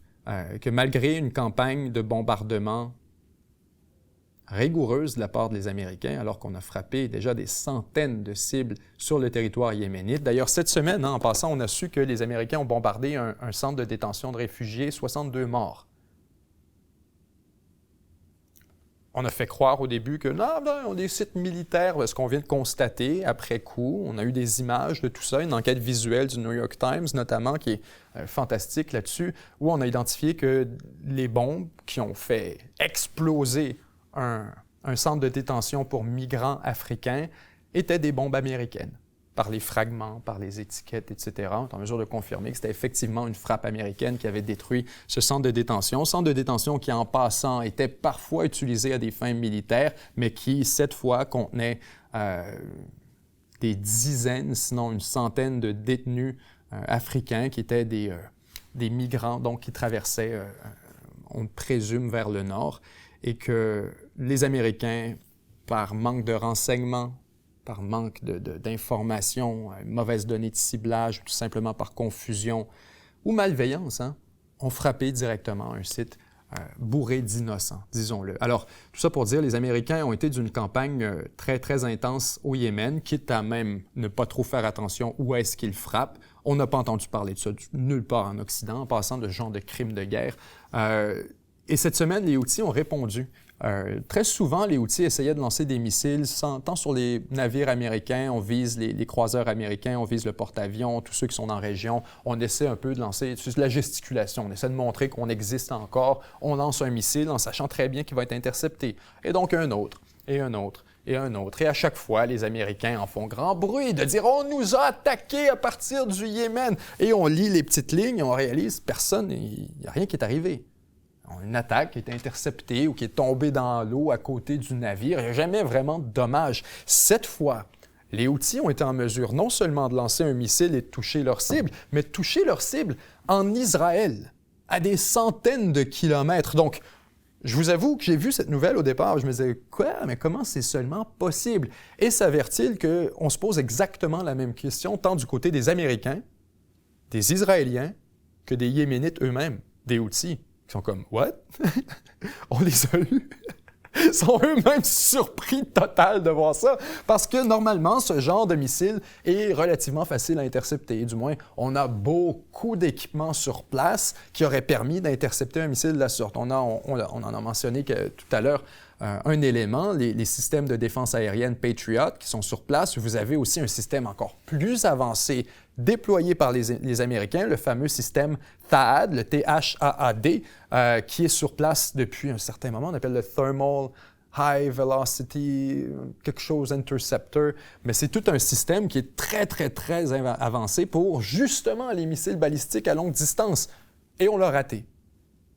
Ce qu'on nous dit du côté des Israéliens, c'est qu'on a essayé, tous les systèmes ont engagé la cible, tout le monde a essayé d'arrêter le projectile, mais qu'il s'est frappé directement sur l'aéroport Ben Gurion à Tel Aviv. Ça, c'est assez surprenant parce que, bien sûr, non seulement frapper Israël, c'est quelque chose, mais frapper l'aéroport principal du pays, qui est un site qu'on imagine hautement stratégique et défendu à la hauteur de son importance stratégique, donc défendu par, oui, les systèmes de défense antimissiles, toute une batterie de radars et juste d'observateurs qui auraient eu un intérêt énorme à empêcher ce genre d'impact, à moins que vous le vouliez. À moins que vous vouliez montrer qu'il existe une menace, que vous êtes toujours en guerre, que les Houthis doivent être pris au sérieux, et à moins que vous vouliez surtout attirer l'attention sur l'Iran. Je vous soumets une théorie. Je ne dis pas que c'est ce qui s'est passé. Je vous soumets une théorie. Mais je trouve un peu surprenant qu'un site stratégique d'une telle importance soit touché, ou pas touché en passant, le missile est tombé un peu à côté de l'aéroport, autre élément, soit touché par les Houthis à un moment aussi parfait. Alors que Netanyahou essaie de rouler les tambours de la guerre pour convaincre les Israéliens, d'aller sur Gaza, mais aussi de continuer dans les visées expansionnistes auxquelles on assiste au Liban, en Syrie, et de poursuivre l'opposition directe à l'Iran. Parce que le discours que donne aujourd'hui Netanyahou, et pas juste Netanyahou, son gouvernement au complet, l'état-major, l'armée israélienne, son ministre de la Défense, son ministre des Affaires étrangères, tout le monde sort en disant « Wow! Avez-vous vu ce missile? Oh my God! C'est inacceptable! » Mais là, faites pas erreur. C'est pas le Yémen, ça, là. C'est l'Iran. C'est l'Iran qui nous lance des missiles. Alors, quand je vous le dis, ça me semble presque une fabrication. Sinon, ça tombe exactement au bon moment, alors que l'Iran est en négociation avec les États-Unis, alors qu'Israël veut continuer à justifier son opposition contre le régime iranien et saboter ses négociations et aller de l'avant avec tout son propre inventaire d'objectifs stratégiques, il me semble surprenant que comme ça, un missile s'effondre sur l'aéroport et que les systèmes d'interception ne répondent pas. Qu'on a normalement un taux d'interception d'environ 95 à 99 % taux de succès, mais que le 1 % c'est sur l'aéroport. OK. Disons que c'est effectivement ce qui s'est passé. Disons qu'on a tout le monde fermé les yeux sans faire exprès. On a cligné tout le monde au même moment et on a raté le missile sur le radar. Il n'a pas été intercepté. OK. Ça reste quand même fantastique pour Israël. Parce que depuis un moment, ce qu'on disait, c'était « Non, les Houthis sont gérés. Les Houthis, on s'en occupe. Les Américains sont dans la mer Rouge et ils les bombardent à tour de bras, sont en train de transformer le Yémen en un stationnement radioactif qu'on voit de l'espace. » C'est ce qu'on se disait, c'était le narratif. Alors, les Israéliens n'avaient pas vraiment de levier, alors que justement, le Hamas est cassé, Hezbollah est cassé, la Syrie n'existe plus, les Houthis n'existent plus, il ne leur reste plus d'excuses, on n'a plus de prétexte. Mais alors maintenant, il tombe un missile à partir du Yémen. Ah, vous voyez, on a encore des ennemis, c'est la guerre qui continue, et il faut faire quelque chose contre les Houthis spécifiquement. Israël, qui jusqu'ici avait concentré ses opérations particulièrement en Syrie, en Irak, en Iran, même avec des frappes sur le régime iranien direct. On les avait vus on les a vus contre le Hezbollah, Gaza, etc. On les avait vus un peu partout, mais jamais au Yémen, ou pratiquement jamais. Maintenant, Israël dit, bon, ben ça y est, c'est le temps. On doit aller frapper le Yémen. On doit aller répondre. On n'a pas le choix. Et on va répondre 7 fois plus pour chacune des attaques qu'on reçoit. En septuple, dit le ministre de la Défense israélien. Alors, ce que vous voyez, donc, moi, j'observe un magnifique prétexte pour les Israéliens de continuer dans leur visée expansionniste à travers un Moyen-Orient qu'ils dénoncent comme leur étant si hostile, alors qu'il ne reste plus vraiment personne pour menacer Israël. Il reste des Houthis en sandales au Yémen qui réussissent à lober un missile une fois de temps en temps. Bien, il faut qu'ils en réussissent un une fois de temps en temps, sans quoi personne ne va y croire. Alors, bon, je ne veux pas vous lancer dans des théories comme ça. Je ne vous dis pas que c'est ce qui s'est passé. Mais d'un observateur extérieur, je vous avoue qu'ils sont mieux d'arriver avec une très bonne explication sur pourquoi ce missile-là n'a pas été intercepté et ils ont intercepté les 99 autres avant. Ça me semble pour le moins curieux. Côté Inde, Pakistan, ça brasse énormément de ce côté, mais ça s'est, disons, détendu au cours des derniers jours. Alors que la dernière fois qu'on s'est parlé, on avait des rapports qui nous provenaient surtout du Pakistan qui nous disaient il y aura sans dire une invasion, une attaque indienne au cours des prochaines heures.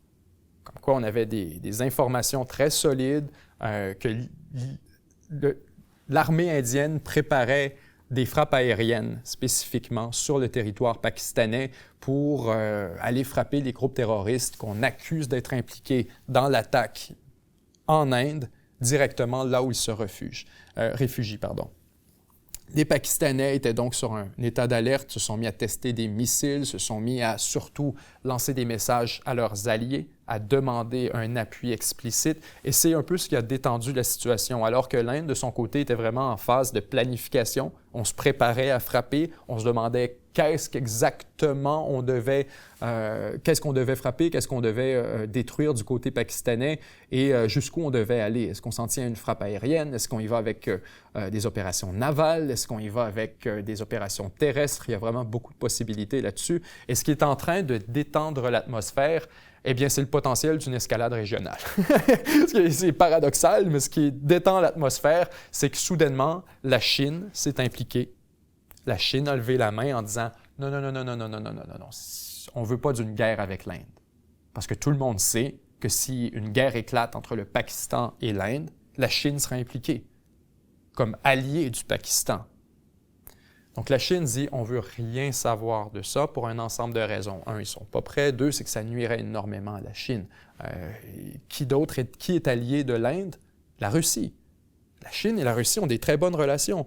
Donc là, ils ne voudraient pas se retrouver à appuyer des gouvernements opposés dans une guerre nucléaire, avec la Chine qui appuie le Pakistan et la Russie qui appuie l'Inde.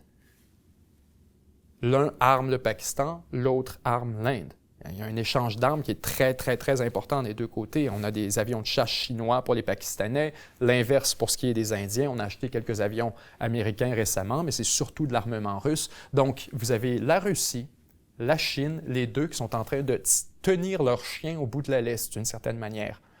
Et les Iraniens, qui, eux, partagent des relations tant avec l'Inde qu'avec le Pakistan, un peu plus proches avec le Pakistan, qui viennent s'insérer en médiateur dans tout ça et dire « OK, les amis, je pense qu'il y a assez de tensions dans la région, on n'a pas besoin d'en avoir plus. Comment est-ce qu'on pourrait détendre cette situation? » Et l'Iran a déjà connu des négociations assez acrimonieuses avec certains de ses voisins, avec l'Irak et avec l'Afghanistan, en fait, sur la question de l'eau propre, sur l'eau douce. Donc, il y a peut-être un antécédent là-dessus sur lequel on pourrait s'insérer en médiateur, essayer de détendre la tension, de faire comprendre à tout le monde qu'il y a des intérêts réciproques et partagés. Et moi, en passant, j'ai vraiment l'impression que ni l'un ni l'autre ne veut d'une guerre. Ni le Pakistan, surtout pas le Pakistan. Le Pakistan ne veut rien savoir d'une guerre. Il est important de prendre en contexte en passant que l'armée indienne est considérablement plus forte que l'armée pakistanaise. Les Pakistanais, on le mentionnait, ont des bons services de renseignement, ils appuient des groupes terroristes à la frontière pour essayer de créer une espèce d'espace tampon parce qu'ils savent très bien qu'ils sont en infériorité militaire considérable. Et donc, ils parlent avec leurs alliés, consultent, mais ne veulent absolument pas d'un conflit ouvert avec l'Inde, ce qui améliore considérablement la posture indienne. L'Inde le sait très bien, que le Pakistan ne veut rien savoir d'une guerre, et c'est pourquoi, de leur côté, ils font comme si. Parce qu'ils savent très bien que le Pakistan ne veut pas les suivre. Alors, ils parlent comme s'ils étaient sur le point d'aller en guerre, mais de mon côté, ce que je reçois comme intention, comme motivation de la part du gouvernement indien, c'est qu'on tente de renégocier le traité de l'Hindou, le traité sur le partage des eaux. On avait parlé de ce traité la semaine dernière, à quel point c'est problématique, il y a un certain nombre de problèmes. Un en particulier, en fait, c'est la disposition sur la retenue de l'eau. Ce qu'on dit, pour faire ça très simple, c'est que il y a des rivières qui passent à travers l'Inde et qui s'en vont vers le Pakistan. Ces rivières qui sont octroyées au Pakistan par le traité, l'eau leur appartient. Donc, l'Inde n'a pas le droit de retenir cette eau, n'a pas le droit de réduire le débit qui se rend au Pakistan. Donc, elle n'a pas le droit de bâtir des barrages, du moins dans la définition du traité et de ce que dit le Pakistan. Les Indiens, de leur côté, disent « Bien oui, on peut bâtir un barrage, ça fait juste ralentir le débit pendant un certain temps. Après ça, une fois que le barrage, le réservoir est plein, l'eau se remet à couler exactement au même rythme, ou presque. En fait, tout ce que ça fait, c'est arrêter les inondations. C'est positif d'une certaine manière. » Les Pakistanais disent non, pas du tout, parce que ça donnerait la capacité à l'Inde, le temps de remplir le réservoir, mais n'importe quand, de gérer l'afflux en eau vers le Pakistan. S'ils décident d'ouvrir le barrage, vous inondez. S'ils décident de juste le bloquer, de désédimenter et d'accumuler encore plus d'eau, alors soudainement, il n'y a plus d'eau qui sera au Pakistan. Et c'est exactement ce qu'est en train de faire l'Inde depuis les derniers jours. Depuis la dernière fois qu'on s'est parlé, l'Inde avait annoncé son intention de mettre fin en fait, de bloquer toute goutte d'eau, d'empêcher qu'il ne se rende plus une seule goutte au Pakistan. C'était le message qui avait été vendu par l'Inde au départ. Et aujourd'hui, on est en train de le mettre en place. On a commencé la désédimentation des barrages. Donc, on vient creuser aux abords du barrage pour augmenter sa capacité de réservoir, pour réduire la quantité qui se rend au Pakistan. On fait ça sur un certain nombre d'ouvrages. On est déjà sur 5 ou 6 ouvrages hydroélectriques sur lesquels l'Inde a commencé des travaux au cours des derniers jours pour mettre fin à l'afflux en eau vers le Pakistan, ou du moins le réduire considérablement. Donc, les Indiens sont en train de montrer leur levier. Les Pakistanais sont exposés devant leur vulnérabilité et ni l'un ni l'autre, à mon avis, ne veut d'une guerre complète. Ce que veut l'Inde, c'est plutôt utiliser sa posture dominante pour imposer au Pakistan une renégociation forcée du traité sur le partage des eaux. Une renégociation qui donnerait beaucoup plus de privilèges à l'Inde, qui lui donnerait une plus grande part de l'eau également, puisqu'actuellement, dans la configuration du traité, vous avez environ 70 % de l'eau en provenance, justement, qui est couverte par ce traité, qui est octroyée au Pakistan. Seulement 30 % pour l'Inde. Donc, l'Inde serait en posture de dire « ce n'est pas juste, on mérite d'en avoir plus, on doit en avoir plus, et sinon, on va le prendre par la force. » Ou sinon, on va tout simplement bloquer l'eau à partir de notre territoire. Donc, on a clairement un traité qui a passé sa date d'expiration. Un camp y tient beaucoup parce que c'est à son avantage. Les Pakistanais tiennent à ce traité, les Indiens veulent que ça se termine, donc il fallait une situation où l'Inde est en posture d'imposer des conditions. C'est le cas actuellement. On a eu une attaque terroriste sur notre territoire qu'on accuse immédiatement le Pakistan d'être responsable et ça fabrique un prétexte fantastique. Donc moi, je vous le dis en toute sincérité, j'ai l'impression que c'est plus ce qui se passe. C'est un prétexte aussi utilisé par le gouvernement indien, alors qu'on a toute cette atmosphère belliciste en Inde, que tout le monde veut partir en guerre et que tout le monde a le couteau entre les dents contre le Pakistan.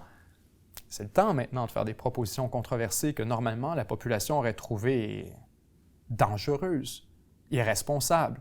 Dire, vous voulez quoi? Vous voulez mettre fin au traité qui nous empêche de partir en guerre avec eux? Ça te prend une maudite bonne excuse. Maintenant, on a la maudite bonne excuse. Alors, je ne suis pas surpris de voir que la tension est en train de baisser parce que c'est compatible avec l'intention indienne de juste renégocier. Si c'est le cas, ils vont passer leur message aux Iraniens, passer leur message aux Chinois, à quiconque à l'oreille des Pakistanais, et on va en venir à une renégociation qui sera probablement, qui durera probablement plusieurs mois, qui sera médiée soit par les États-Unis, par l'ONU, par la Banque mondiale, encore une fois, ou encore par un acteur tiers comme l'Iran ou Émirats arabes unis ou quoi que ce soit. Pour continuer, cette fois, on s'en va du côté, je ne veux pas trop qu'on passe 1 million d'années sur Trump. On a parlé un peu de Trump aujourd'hui. Bon, rapidement, les Américains ont demandé l'autorisation au Mexique d'envoyer des troupes de leur côté de la frontière, donc du côté sud de la frontière, au Mexique, pour mener des opérations contre les cartels de narcotrafiquants. Le Mexique a dit non.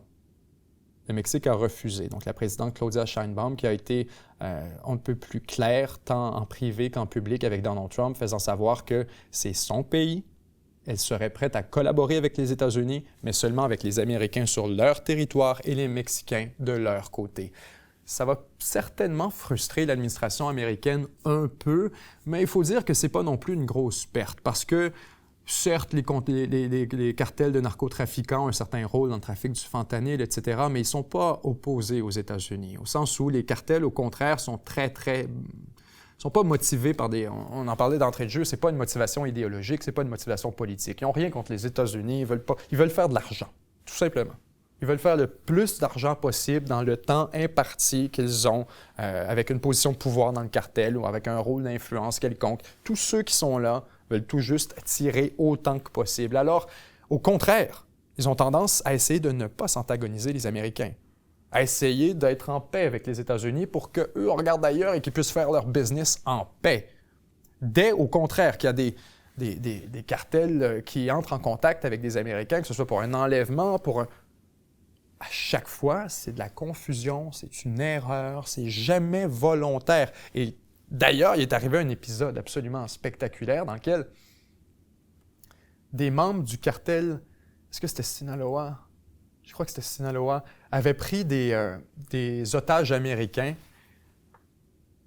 et il y avait eu des morts, il y avait eu des décès. Et par la suite, le cartel lui-même a été tué ceux qui avaient été responsables de cet enlèvement, a pris des photos et les a publiées au Mexique pour faire comprendre à tout le monde. Vous ne touchez pas aux Américains. Si vous touchez à des Américains, ça fait mal à notre business. On va venir vous voir, puis on va régler le problème. Donc là-dessus, les cartels mexicains n'ont jamais été vraiment opposés aux États-Unis. C'est leur marché, c'est leur plus gros marché. Ils ne veulent pas entrer en conflit là-dedans. Puis les Américains, de leur côté, typiquement, ont essayé de gérer la joute de pouvoir entre les cartels depuis l'extérieur. Si un devient trop fort, on appuie un autre, on réussit à rétablir un équilibre, on arrête un chef, on le remet, on le relâche. On a toujours un peu un mécanisme externe du côté des États-Unis, tant judiciaire, au niveau des renseignements qu'au niveau de l'action directe, pour favoriser un cartel au-delà d'un autre. Et on maintient l'équilibre. Aujourd'hui, Trump dit « fuck off, on va rentrer sur le territoire et on va tous les éliminer ». Le gouvernement mexicain reste un peu froid à cette proposition, mais là où on vient vraiment toucher le nerf, c'est qu'il y a une influence énorme des cartels sur le gouvernement mexicain. Il n'y a pas un président, il n'y a pas une présidente mexicain qui a le pouvoir, vraiment, de mettre fin à l'existence des cartels. Ce serait commettre un suicide politique. Il y a un suicide, point. parce que les cartels ont une telle influence, parce qu'ils contrôlent toutes les institutions, parce qu'ils contrôlent la police, parce qu'ils contrôlent l'armée à beaucoup d'égards, parce qu'ils contrôlent toutes les communautés locales dans lesquelles ils opèrent, dans beaucoup de cas. Il n'est pas facile pour un président mexicain d'entrer dans une espèce de stand-off comme ça, à tenir tête au cartel. Dans beaucoup de cas, c'est l'inverse. C'est le cartel qui tient tête au gouvernement et qui détermine les limites et le carré de sable dans lequel le gouvernement peut opérer.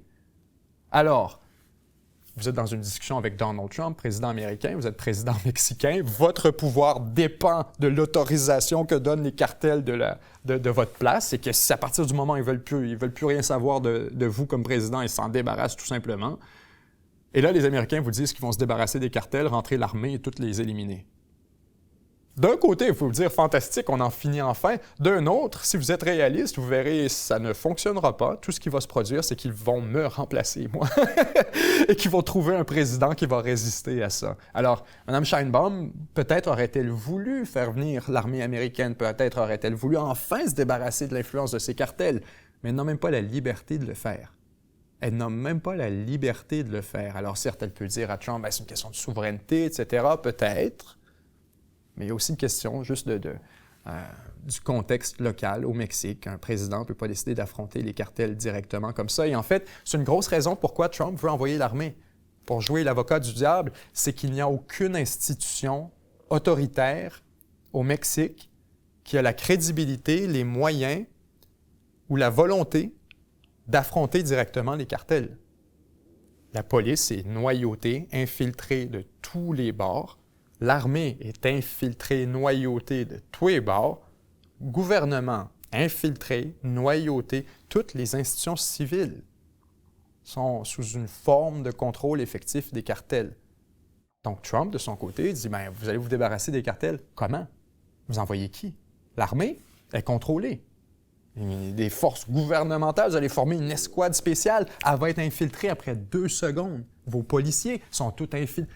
Donc, là, vous les envoyez en prison. Les gardes de prison sont corrompus. Ils sortent de prison après 4 mois. Je veux dire, les Américains, de leur côté, Trump a raison de regarder ça et de se dire, la seule autorité, la seule entité qui peut prendre le contrôle de tout ça, c'est l'armée américaine, qui serait moins corruptible, on présume, des bons salaires, on pas vraiment... Maintenant, tout est possible. On s'entend. Probablement que le cartel noyauterait l'armée américaine après 2 secondes, si ce n'est pas déjà fait. Mais les États-Unis regardent la situation au Mexique et commencent à voir ça comme problématique, à se dire, OK, là, c'est même pas une question de fentanyl, c'est même pas une question de criminalité au sud. Ils s'en balancent. Il y a combien de monde qui meurt tiré à bout portant au Mexique? Ils n'en ont rien à chier. Ce qui est problématique pour les États-Unis, c'est d'avoir un voisin au sud avec qui on partage une frontière de milliers de kilomètres qui est complètement dysfonctionnel, qui n'est pas capable d'assurer la sécurité dans ses frontières. Et donc, ce que ça permet, là, on nous parlait de la frontière au sud des États-Unis. C'est pas mieux au Mexique.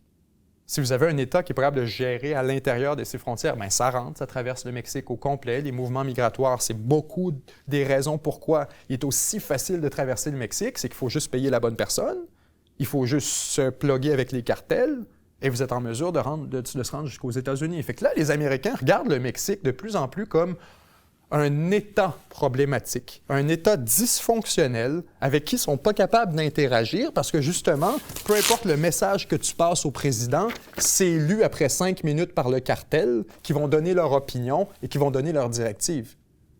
Alors, les Américains se disent, peut-être que ça ne fonctionne pas et ça devient une menace à la sécurité nationale d'avoir des cartels aussi influents et un État criminel, essentiellement, au sud de la frontière. Donc, l'attitude des États-Unis vis-à-vis le Mexique sur la question des narcotrafiquants est vraiment en train de changer. Et là, si les Américains ont offert leur aide au Mexique, qui la refuse, peut-être que la prochaine fois, ce ne sera pas proposé. Il est possible que ce à quoi on assiste en ce moment, c'est à une perte de patience. Les États-Unis qui disent, on va prendre notre armée, on va l'envoyer. Trump n'est pas tout à fait un interventionniste, du moins il ne se décrit pas comme tel. Alors d'en venir à ça, c'est qu'il y a vraiment une perte de patience, puis une espèce un bris de confiance également vis-à-vis du gouvernement mexicain quant à sa capacité à régler le problème lui-même. Finalement, du côté de la Roumanie, Vraiment un dossier spectaculaire de ce côté qui nous en dit très long aussi sur la trajectoire de la Roumanie, la trajectoire de l'Europe et autant aux questions de trajectoire nationale que géopolitique. Parce que le nationaliste Georges Simion remporte le premier tour des élections en Roumanie grâce à TikTok, nous dit-on, aux électeurs ruraux et à Trump. Propulsé par une rhétorique nationaliste, un mécontentement rural et une stratégie virale sur TikTok, le leader d'extrême droite, Georges Simion, a rapporté près de 41 % au premier tour de l'élection présidentielle roumaine de dimanche, mettant en place un second tour décisif avec un candidat pro-Union européenne qui déterminera le cours démocratique et géopolitique du pays, absolument.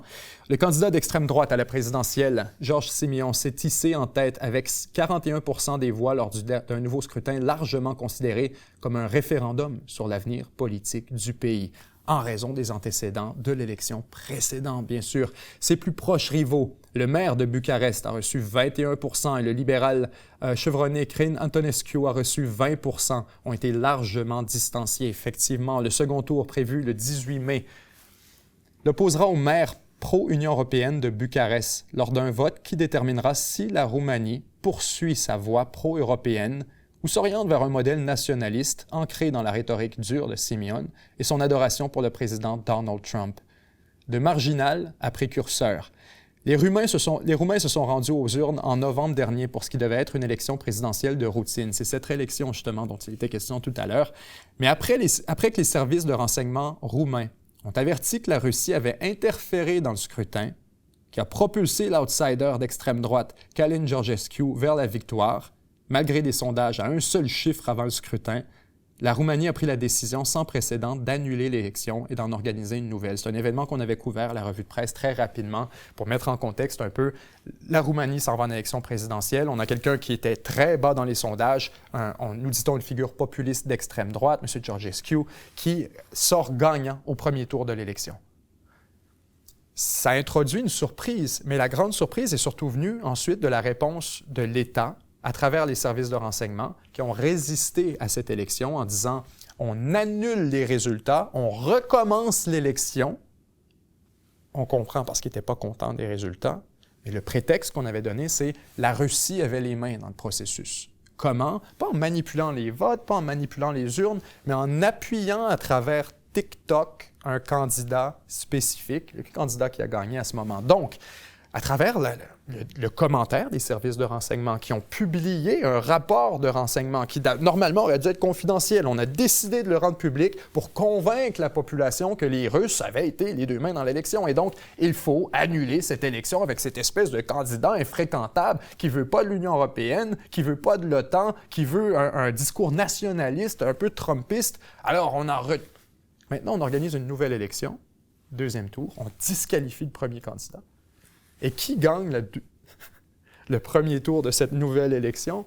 Encore une fois, un candidat nationaliste, anti-Union européenne, anti-OTAN, qui s'oppose et qui assume en fait beaucoup des positions initialement proposées par Georgescu. Alors, même scénario encore une fois en passant. Un candidat qui était perçu comme étant plutôt marginal, propulsé à travers son influence sur TikTok. On nous dit qu'il était très populaire sur TikTok, a mené une campagne couronnée de succès sur les réseaux sociaux. Et donc, aujourd'hui, sort gagnant du premier tour pour l'élection présidentielle. On se retrouve très bientôt, le 18, avec le deuxième tour. Cette fois, ce sera, si on veut, un véritable référendum, puisqu'on aura seulement deux options crédibles et réalistes.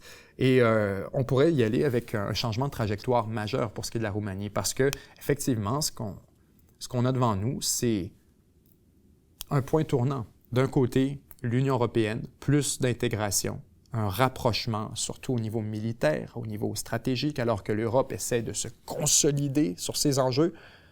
Et de l'autre, un rapprochement avec la Russie, un rapprochement avec, disons, le populisme, mais aussi, disons, le populisme européen, sans dire seulement la Russie, ce serait malhonnête. Il faut plutôt faire des parallèles avec, par exemple, une Giorgia Meloni en Italie.